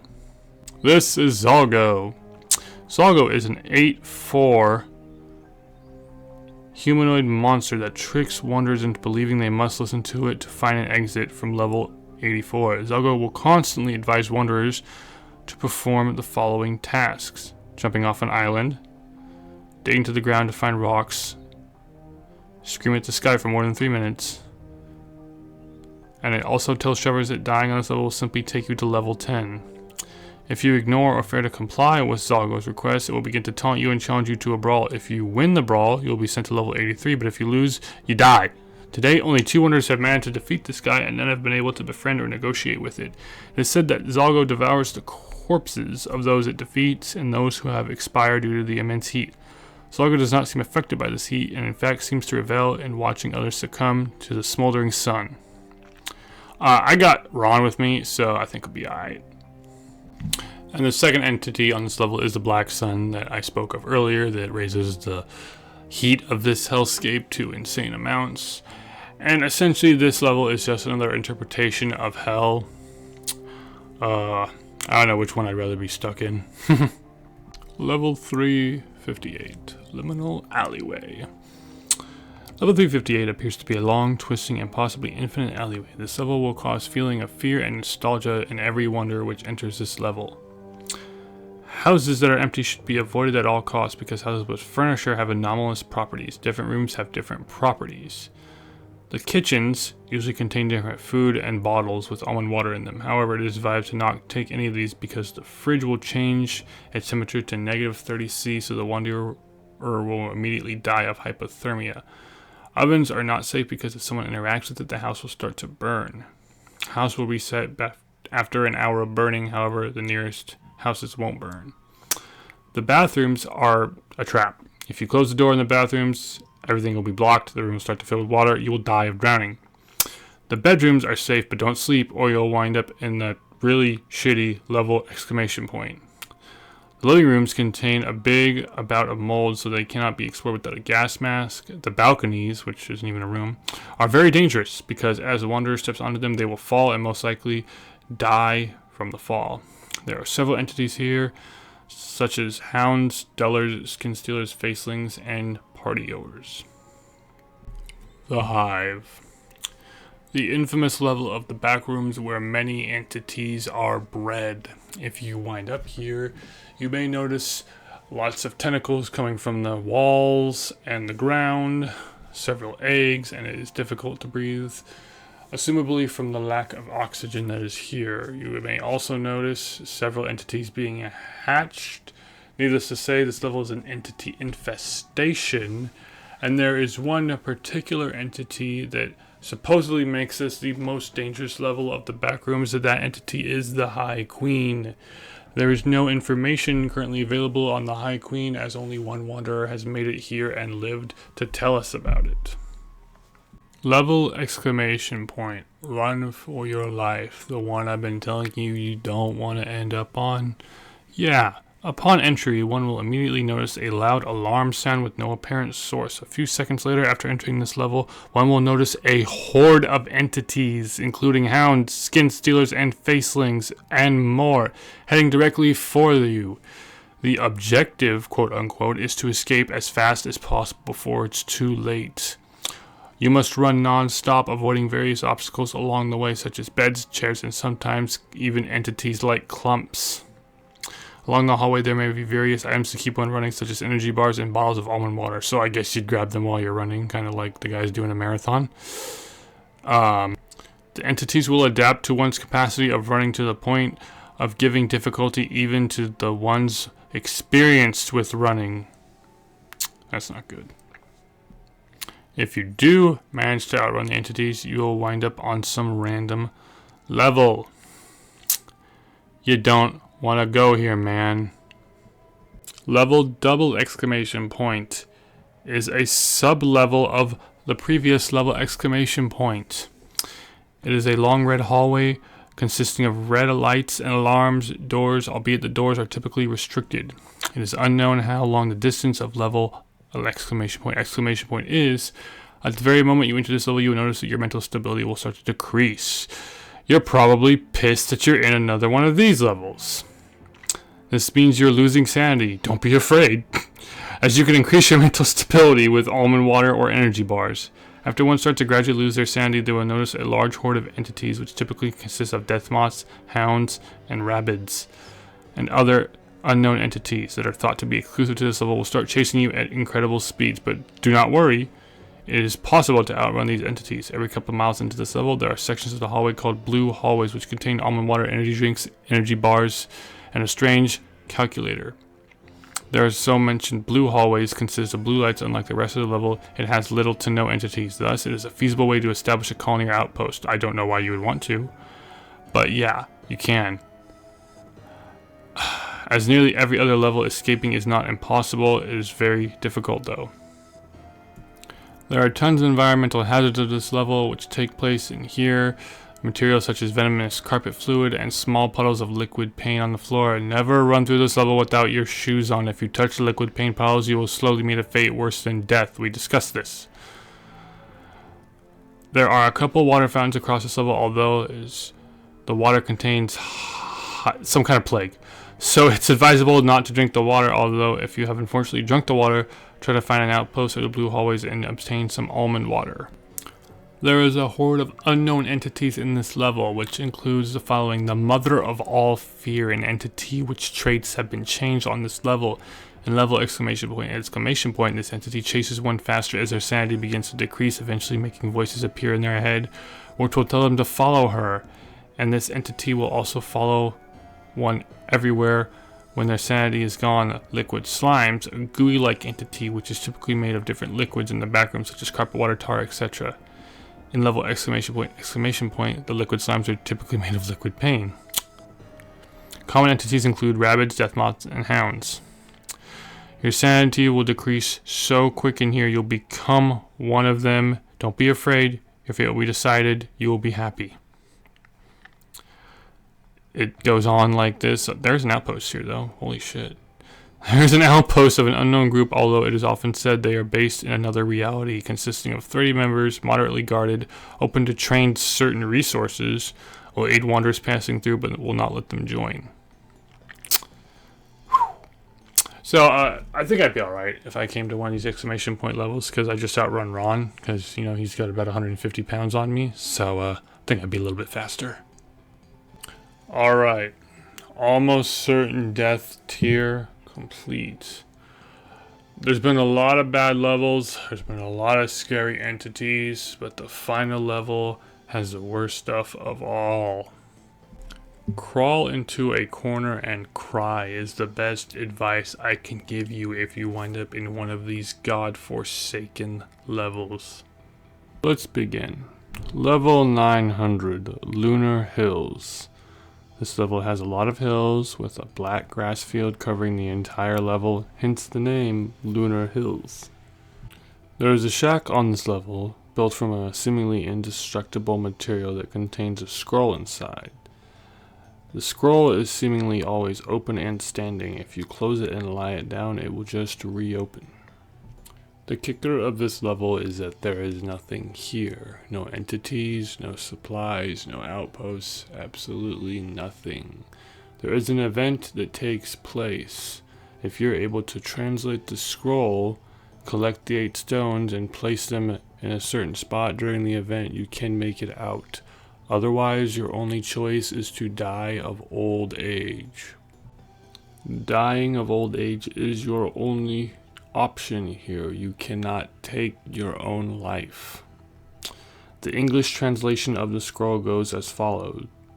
Now, when you find this scroll, arrange the 8 stones in a circle with a blanco wheat connecting them together and read this out loud. If you have a pure heart, you shall go to God's place, but if your heart is filthy, you will face a fate worse than death. Then and only then, after you've proven yourself worthy, you shall get out. With the power of the scroll and the stones, your heart will decide your fate. So, if you wind up here, you can either wait it out, or you can try this ritual and either go to a good level or a really bad, worse level than this. It's up to you. Level 2 Japanese characters. A night in Romania.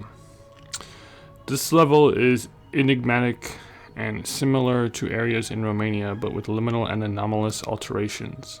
This level is split into 4 zones, each more dangerous and deteriorated than the last. It is possible that this level is a perilous sublevel or twisted variant of level 11 due to its closely connected relations to the Endless City. Wanderers have described this level as a trap going through gauntlet-like zones to escape this imprisonment, only to be met with certain doom.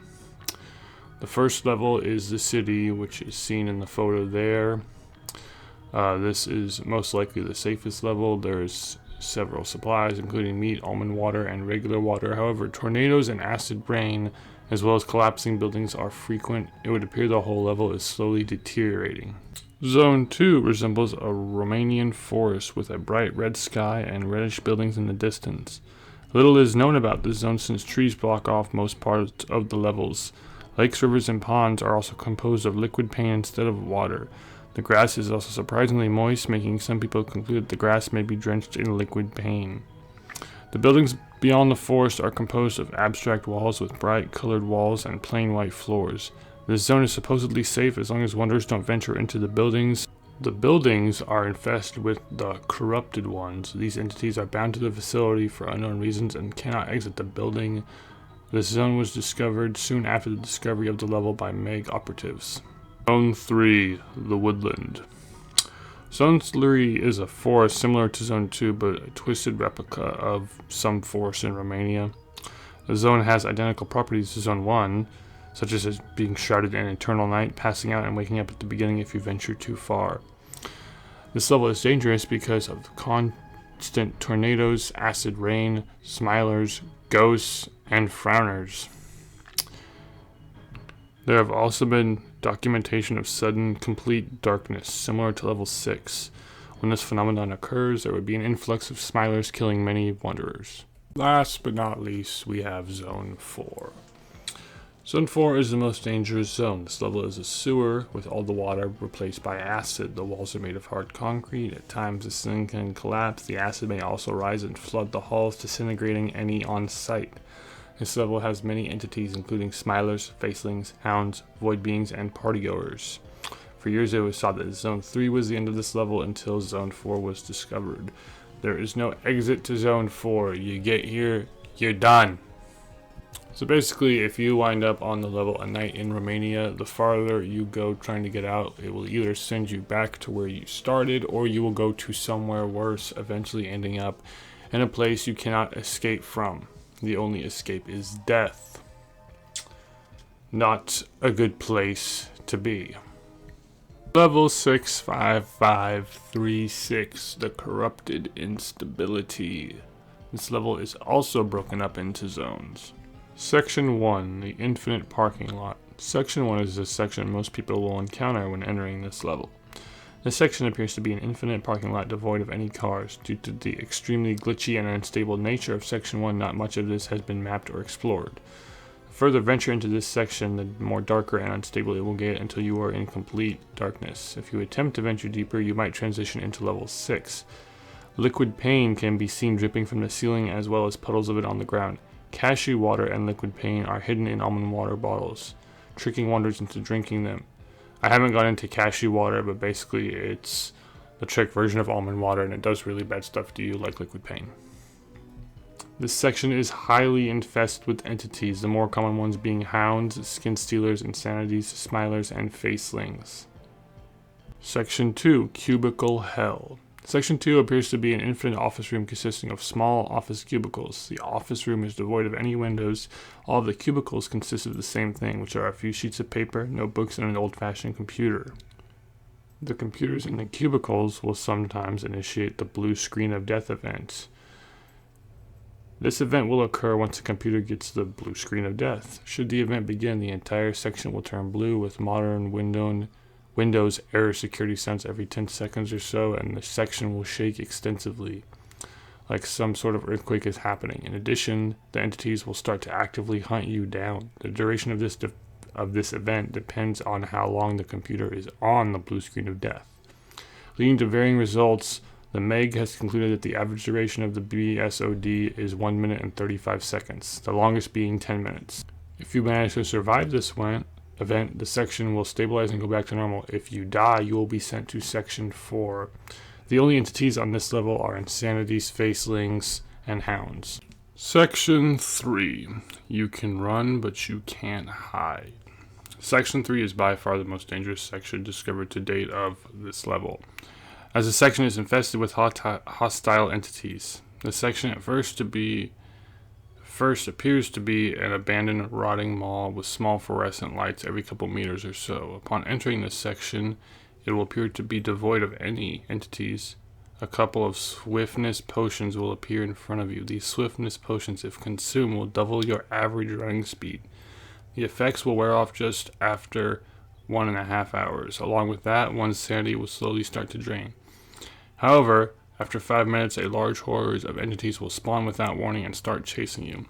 The aspects are similar to level exclamation point. However, this section is far more dangerous not only because of the increase in hostile entities, but they are also 2 times as strong and faster than their original counterparts. It's estimated that there are around 1 million entities that are going to chase your ass.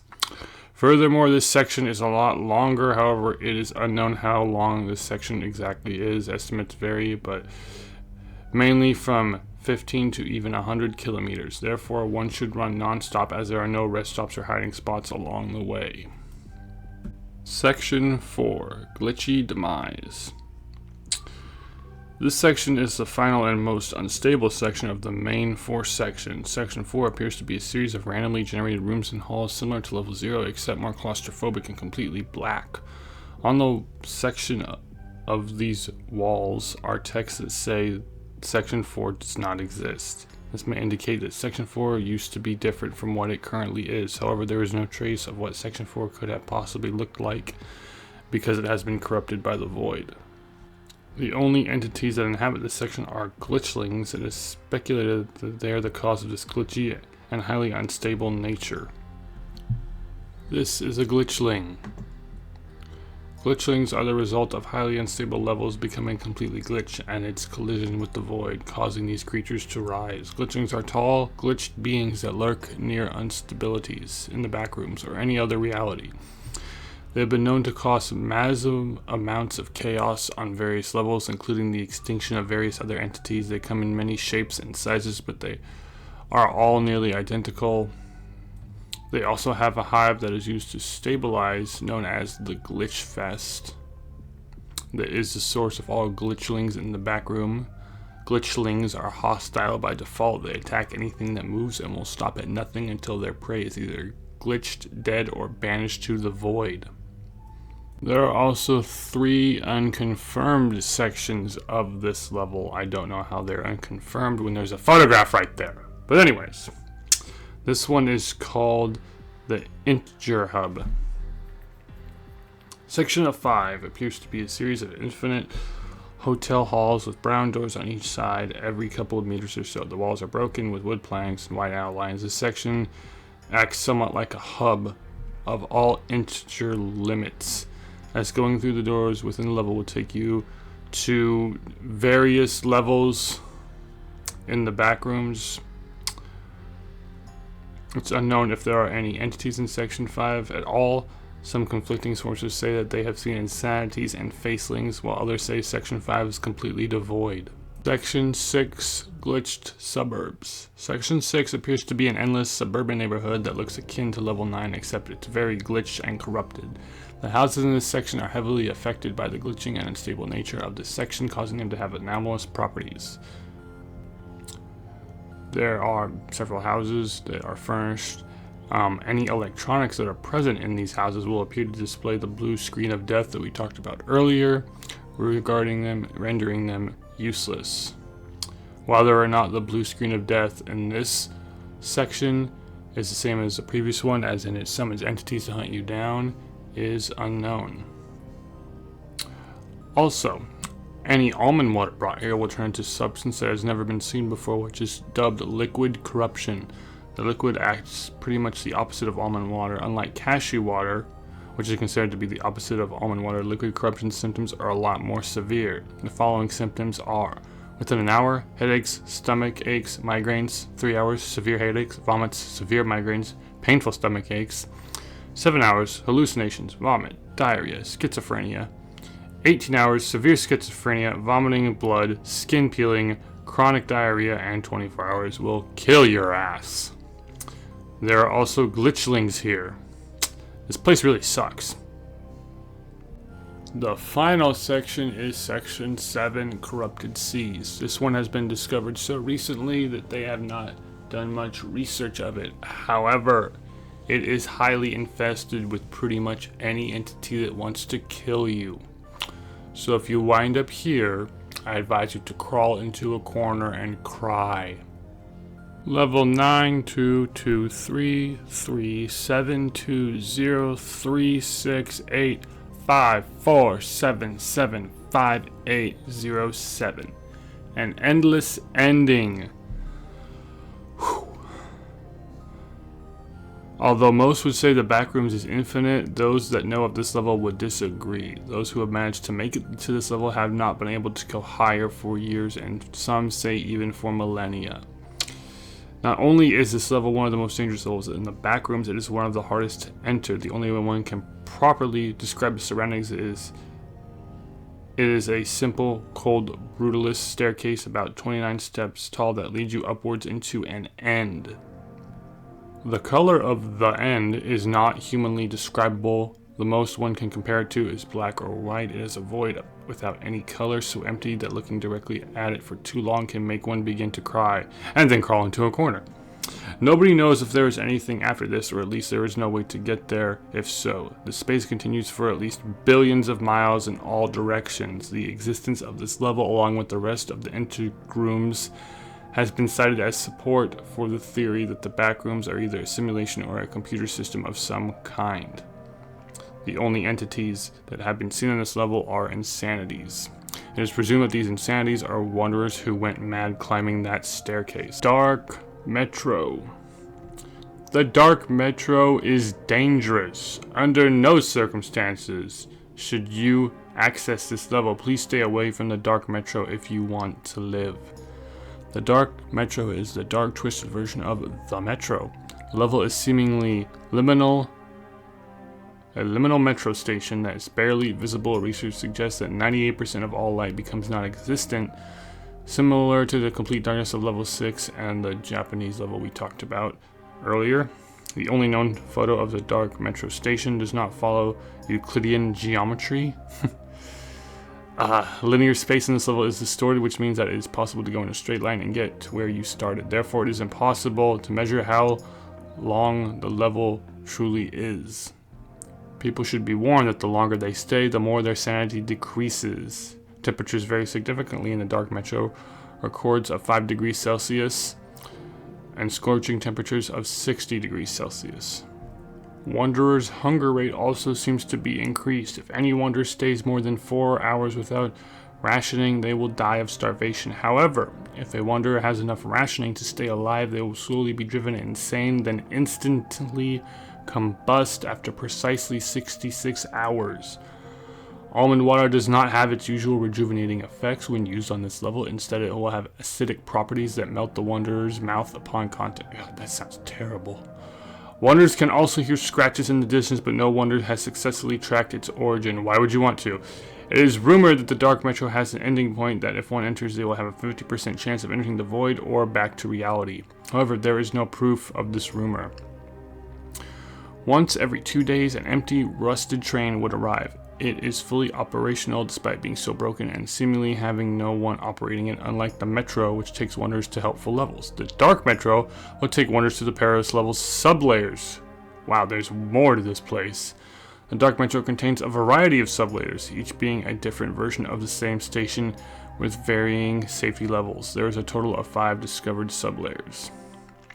The entities on this level, although very rare, are clumps, smilers, hounds, bee orbs, and insanities. A bee orb is basically just a big fat bee that travels in swarms, and yeah. Sublevel 1, codenamed Radioactivity, is a seemingly empty sewer system mixed with randomly generated futuristic metro halls similar to the main section of the Dark Metro. All types of liquid, whether in your body or carried, will become liquid pain. Oh. Additionally, this level is highly radioactive. It is suggested that any wanderer not step out of the metro if it stops at this level. However, the decrease in sanity might hinder the thought process and you might step out.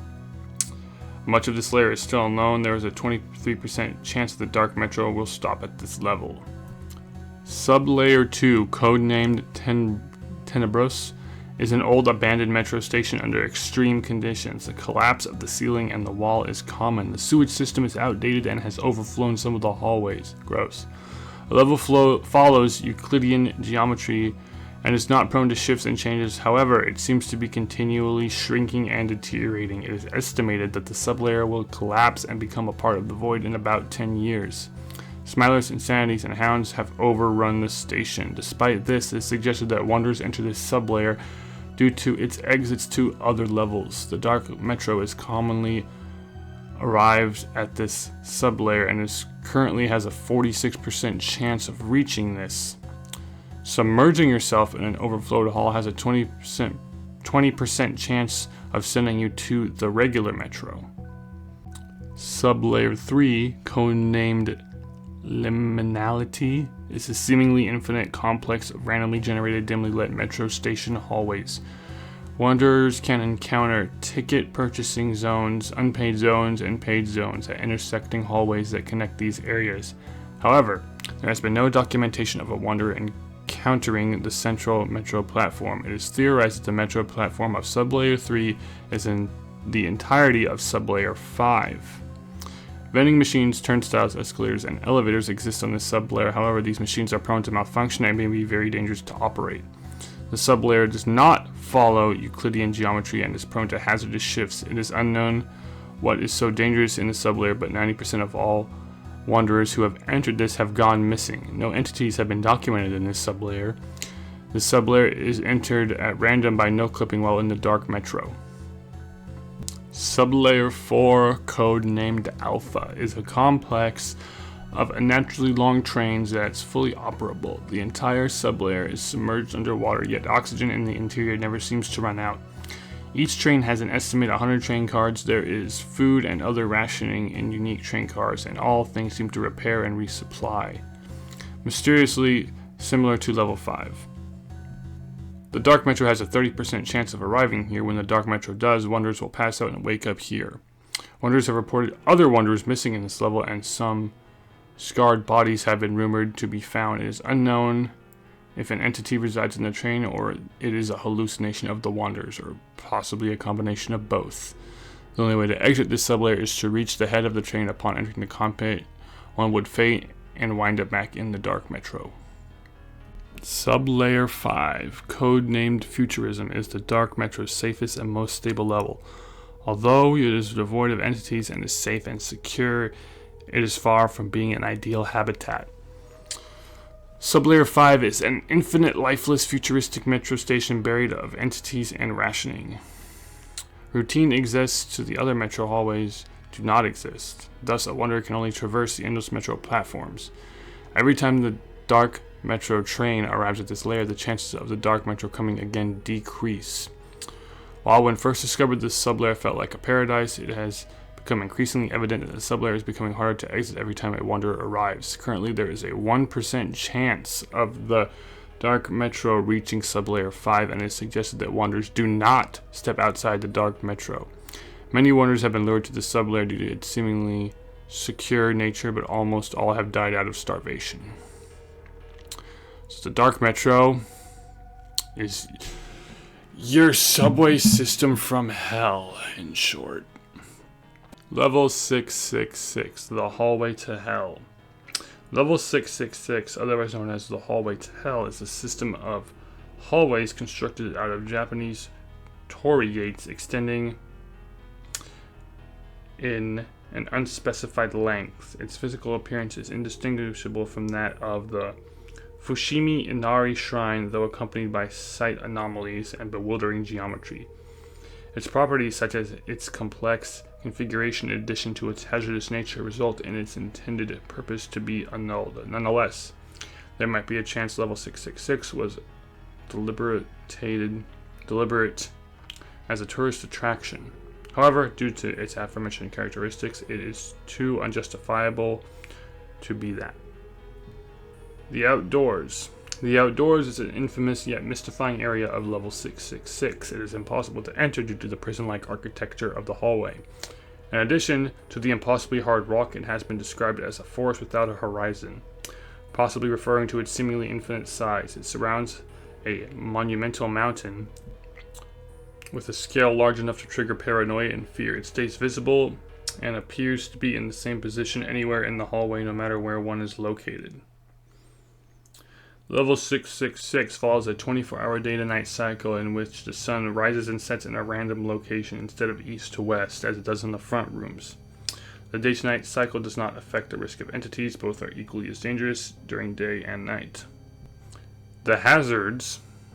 This level possesses multiple hazards. To ensure that no one is able to survive for long, there exist 3 hazards consisting of an entity, environmental, and mental hazards. These hazards come at random for everybody. Regardless, these hazards can both happen at the same time. The entity hazard is nicknamed the gate effect. In addition to the challenge, cracks, holes, and gaps that occasionally appear while wandering this level, if one stumbles upon an impossible jump, it is better to be terminated by the entity. These gaps lead to the void. We've talked about the void already. The environmental hazards is frequent earthquakes, which is what causes the cracks and the gaps and whatnot.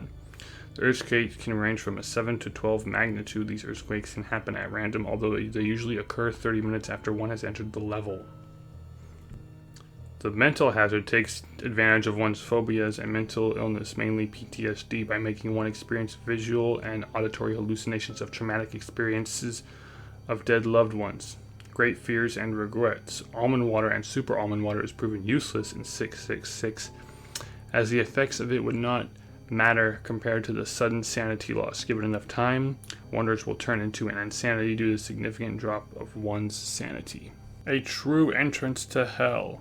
If one manages to wander far enough in the grueling hallway of level 666 without dying or falling into the void, they will stumble upon a hallway made of the same concrete-like rock. However, it is painted white instead of red. The hallway will bear colorful arches decorated with neon lights corresponding with the color of the arch. It is here that a neon sign will read, "Hello, gorgeous." It can be seen at the end of the hallway. If one decides to push it, the hallway will open up into the same torii gateway. Nevertheless, everything on the floor of the outdoor and everything except for the lanterns of the torii gates are pitch black, devoid of any texture. The floor is completely covered in bones and organs. Lovely. similar to the temples and shrines located on the outside of the hallway. Regardless, on rare occasions, manifestations and hallucinations can happen inside the hallway.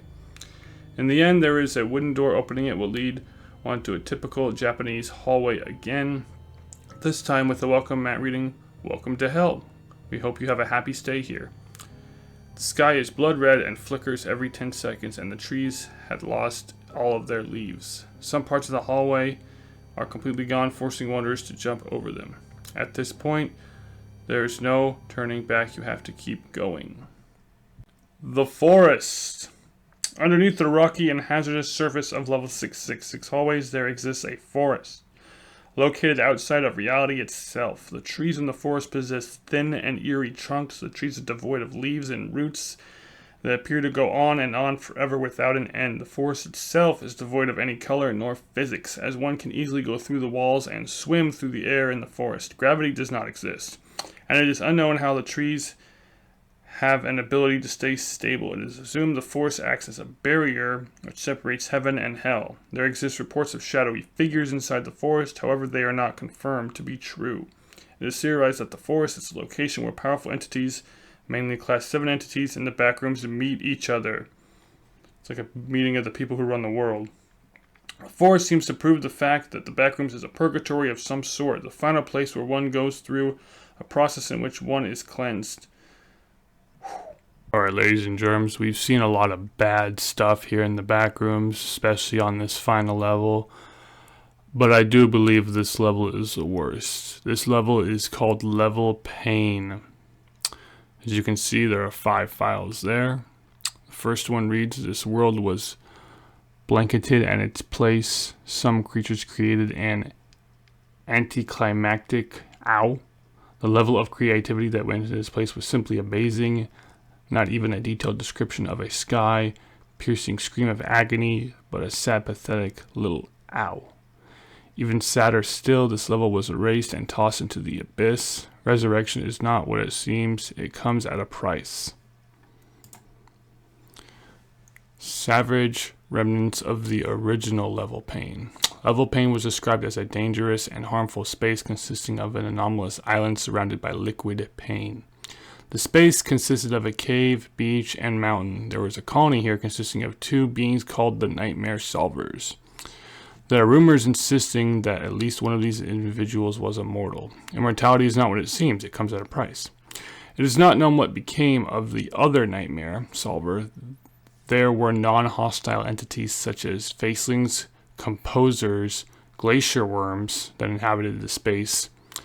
There is a reason to believe that facelings never dwelled here. The composers and glacier worms went extinct. The only source of pain here was a rising sea level of liquid pain. When there was no threat of rising waters, one could play volleyball on the beach. Oh, fun. This level was given the survival classification of Dead Zone. Dead Zone, by definition, is a place where no life can exist.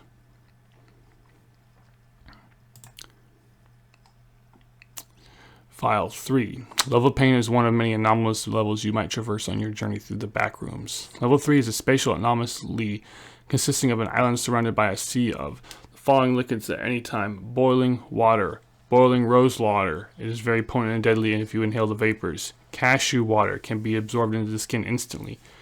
Mercury, hydrofluoric acid, liquid nitrogen, liquid iron, liquid pain, liquefied screams. Of the mod who had the misfortune of deleting this page countless times, I don't even want to know what liquefied screams are.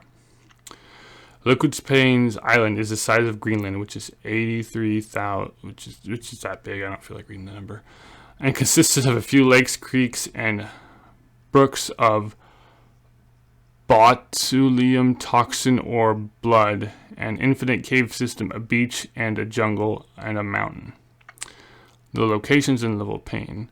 The Cave of Static consists of a dimensional anomaly that makes the inside of the cave larger than when it appears on the outside. With that in mind, the cave system is potentially infinite.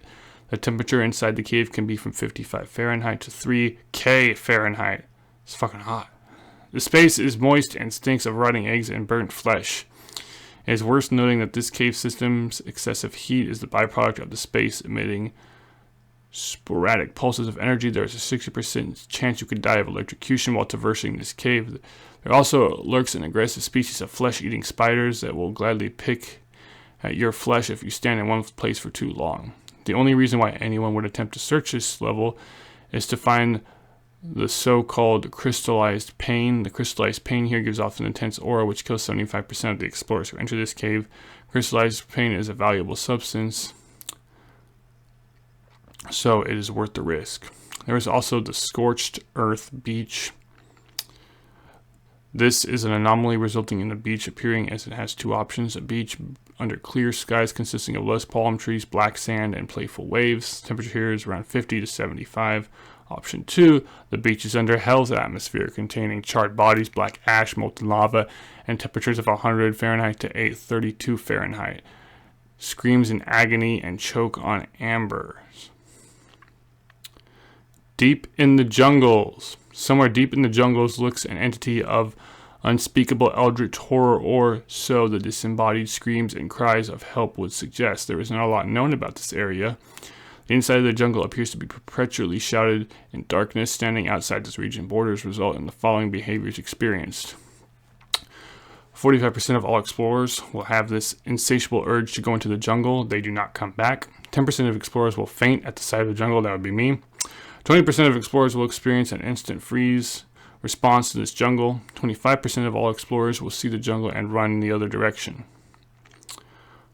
Echo's Peak. Echo's Peak is a treacherous mountain range that does not obey Euclidean geometry. Some places go up in height, so much so that they disappear into another plane of reality. Some places go so low that those places they cease to exist. There are places in these mountains that repeat themselves. There are places in these mountains that are inverted.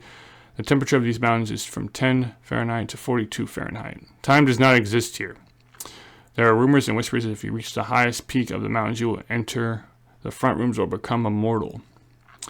There is reason to believe these rumors may have been employed to lure explorers to these mountains. Imagine that. File 4. Vengeful Salvage Remnants. Description of Level Pain refuted. I am Level Pain. 01, 01, 0, 111, 0. No, I'm just kidding. Level of Pain rebooted. Source of all pain. Level of Pain is a very dangerous level, confirmed to be the source of all liquid pain in the Backrooms. As mentioned in File 4, Level of Pain has become a sentient since its resurrection has taken into killing anyone who enters it. There was once an instance of Level of Pain being a dead zone without it truly being a dead zone. Can you blame this spatial anomaly for being a little spiteful? Level of Pain was not given its proper dues. Level of Pain is an island surrounded by liquid pain, which we already discussed. Level of Pain was never an island. Level of Pain truly takes the form of a seemingly post-apocalyptic wasteland, with the land constantly being battered by Category 5 thunderstorms. The sky is riddled with black clouds, with an ominous green hue surrounding them. Due to the constant thunderstorms, these storms appear to be pitch black. The only thing showing is the aforementioned green hue. The land itself appears to be greatly acidified. The reason for this is currently unknown, but it can be assumed the large abundance of liquid pain is causing the land to acidify. Trees appear burnt. Lakes are highly acidic. Most structures are found worn and decrepit. If this place was given its proper due, explorers would have learned long ago that Level of Pain is the source of all liquid pain found in the Backrooms, as the hive is the source of most entities. This massive reservoir of liquid pain can be found in a dark fountain hidden in a deep, forsaken temple called the Temple of Agony. This temple is connected to any level of the Backrooms that contains liquid pain. Due to the nature of this level, you can't have a colony here, man. Discovered entities. Drowners. Drowners are slimy formed entities that reside in both the wastelands and the temple. They are extremely hostile and will attack anyone who gets too close to them. On the contrary, once inside the temple, will stay docile unless provoked. Hands. Hands are large, slimy, five-fingered, hand-like entities that reside in a large lake underneath the bridge. They serve as guardians to the temple's entrance. Upon anyone unknowingly stepping on them while traversing the bridge, they will immediately emerge and begin to try to swipe the intruder off the bridge into the lake below. The explorer will instantly be killed, as many hands will grab them and drag them below the surface. The Overseer is a female humanoid entity wearing a black veil and black ceremonial robes with a liquid pain symbol on them. She has a streak of what is presumed to be dark purple hair across her face. She serves as the main caretaker of the Fountain of Suffering, as well as the owner of the Guardian and the temple itself. She is currently the only entity on a level who is able to speak. She is very sociable. She has agreed to be interviewed by Meg agents at some point. Despite usually being level-headed, she is forced to be reckoned with. When provoked, she will use her powers to throw the provoker into a fountain and turn them into a drowner, or she would simply need to destroy them herself. The Guardian is a massive scorpion-like entity that guards the Fountain of Suffering and serves as a pet to the Overseer. When it's not defending the fountain, it is usually seen sleeping or playing with the Overseer. When it senses the fountain is in danger, though, it will immediately put a shield around the fountain and get into a defensive position, and it will raise its tail as a warning stance, telling the aggressor to back the fuck off. The Guardian will viciously attack anyone who refuses to leave. The Guardian will continue to attack aggressively until they depart or die. The level itself, level of pain, is treated as a threat, as it has endured several years of abuse, several cycles of deletions and resurrections. It is in an identity crisis. The final resurrection was performed by one of Kim Malub, whatever, resulting in the spatial anomaly achieving sentience. How this ritual resulted in level pain becoming sentient is unknown, as what Kim's proxies are capable of or not is still unclear. In any case, level pain was abandoned by Tanta and was left to destroy whoever wished it until the Overseer intervened. The Overseer now determines who will be destroyed or who will be spared by level pain. She declares that this place is sacred and is to be respected. Level pain is capable of increasing the intensity of the storms, turning the sky red when angry, producing rain, turning the sky blue whenever distressed. There have been reports of disembodied whispers and threats heard from the sky. Rumors suggested that the hand entities may serve as an extension of the levels, since the hand appearance have changed depending on the mood of the level. So, no matter how much of this is true or not, it's all bad, man. You don't want to be here, dude. Like, this is the apex of shitty levels in the back rooms right here. Oh my god. Guys, we made it to the bottom of the iceberg of disturbing backrooms levels. Now, obviously, this is not all the levels of the backrooms. As we saw at the beginning of this video, the backrooms is a very vast universe. That being said, I covered a fairly good amount here. There's probably, I'd say, thousands more. That's just the regular levels. There are also negative levels. Negative level 1, negative level 2, etc. Which are all different than the positive levels. Then there are also secret levels. The Blackout, Oblivion Bridge, and Level Pain are examples of those. And then there are also various entities that are very interesting. With all of this being said, this will not be my last Backrooms Iceberg. The next Iceberg I plan to make is on Backrooms entities, because I'm very curious about those. I don't know how many entities there are. I'm assuming it's nowhere near the amount of levels, so hopefully I'll be able to fit all of the entities onto one iceberg. That being said, these do take a minute to make, because I not only make the video, but I make the iceberg itself. So I do my research, and then I stick my stuff where I think it needs to go on here. I don't really like using other people's icebergs, because I'm very particular and finicky about what I find scary, and usually what I find scary, somebody else will find terrifying. So, that being said, be patient with me, bear with me for a little bit while I make this next iceberg and these next few icebergs. They will take a little bit. I really appreciate those of you who gave me criticism in the last video. Constructive criticism, I should clarify that. I do appreciate it. I always appreciate feedback. It always helps me improve and get better at this. Let me know about the audio in this one, how it turns out. Hopefully it didn't get too loud. I'm pretty much about as close to the mic as I can get without going like this. So yeah, if it's too loud, go ahead and let me know, and I'll turn down the gain and back off a little bit. But other than that, guys, thank you so much for watching all the way to the end. If you made it all the way to the end, and have a great day.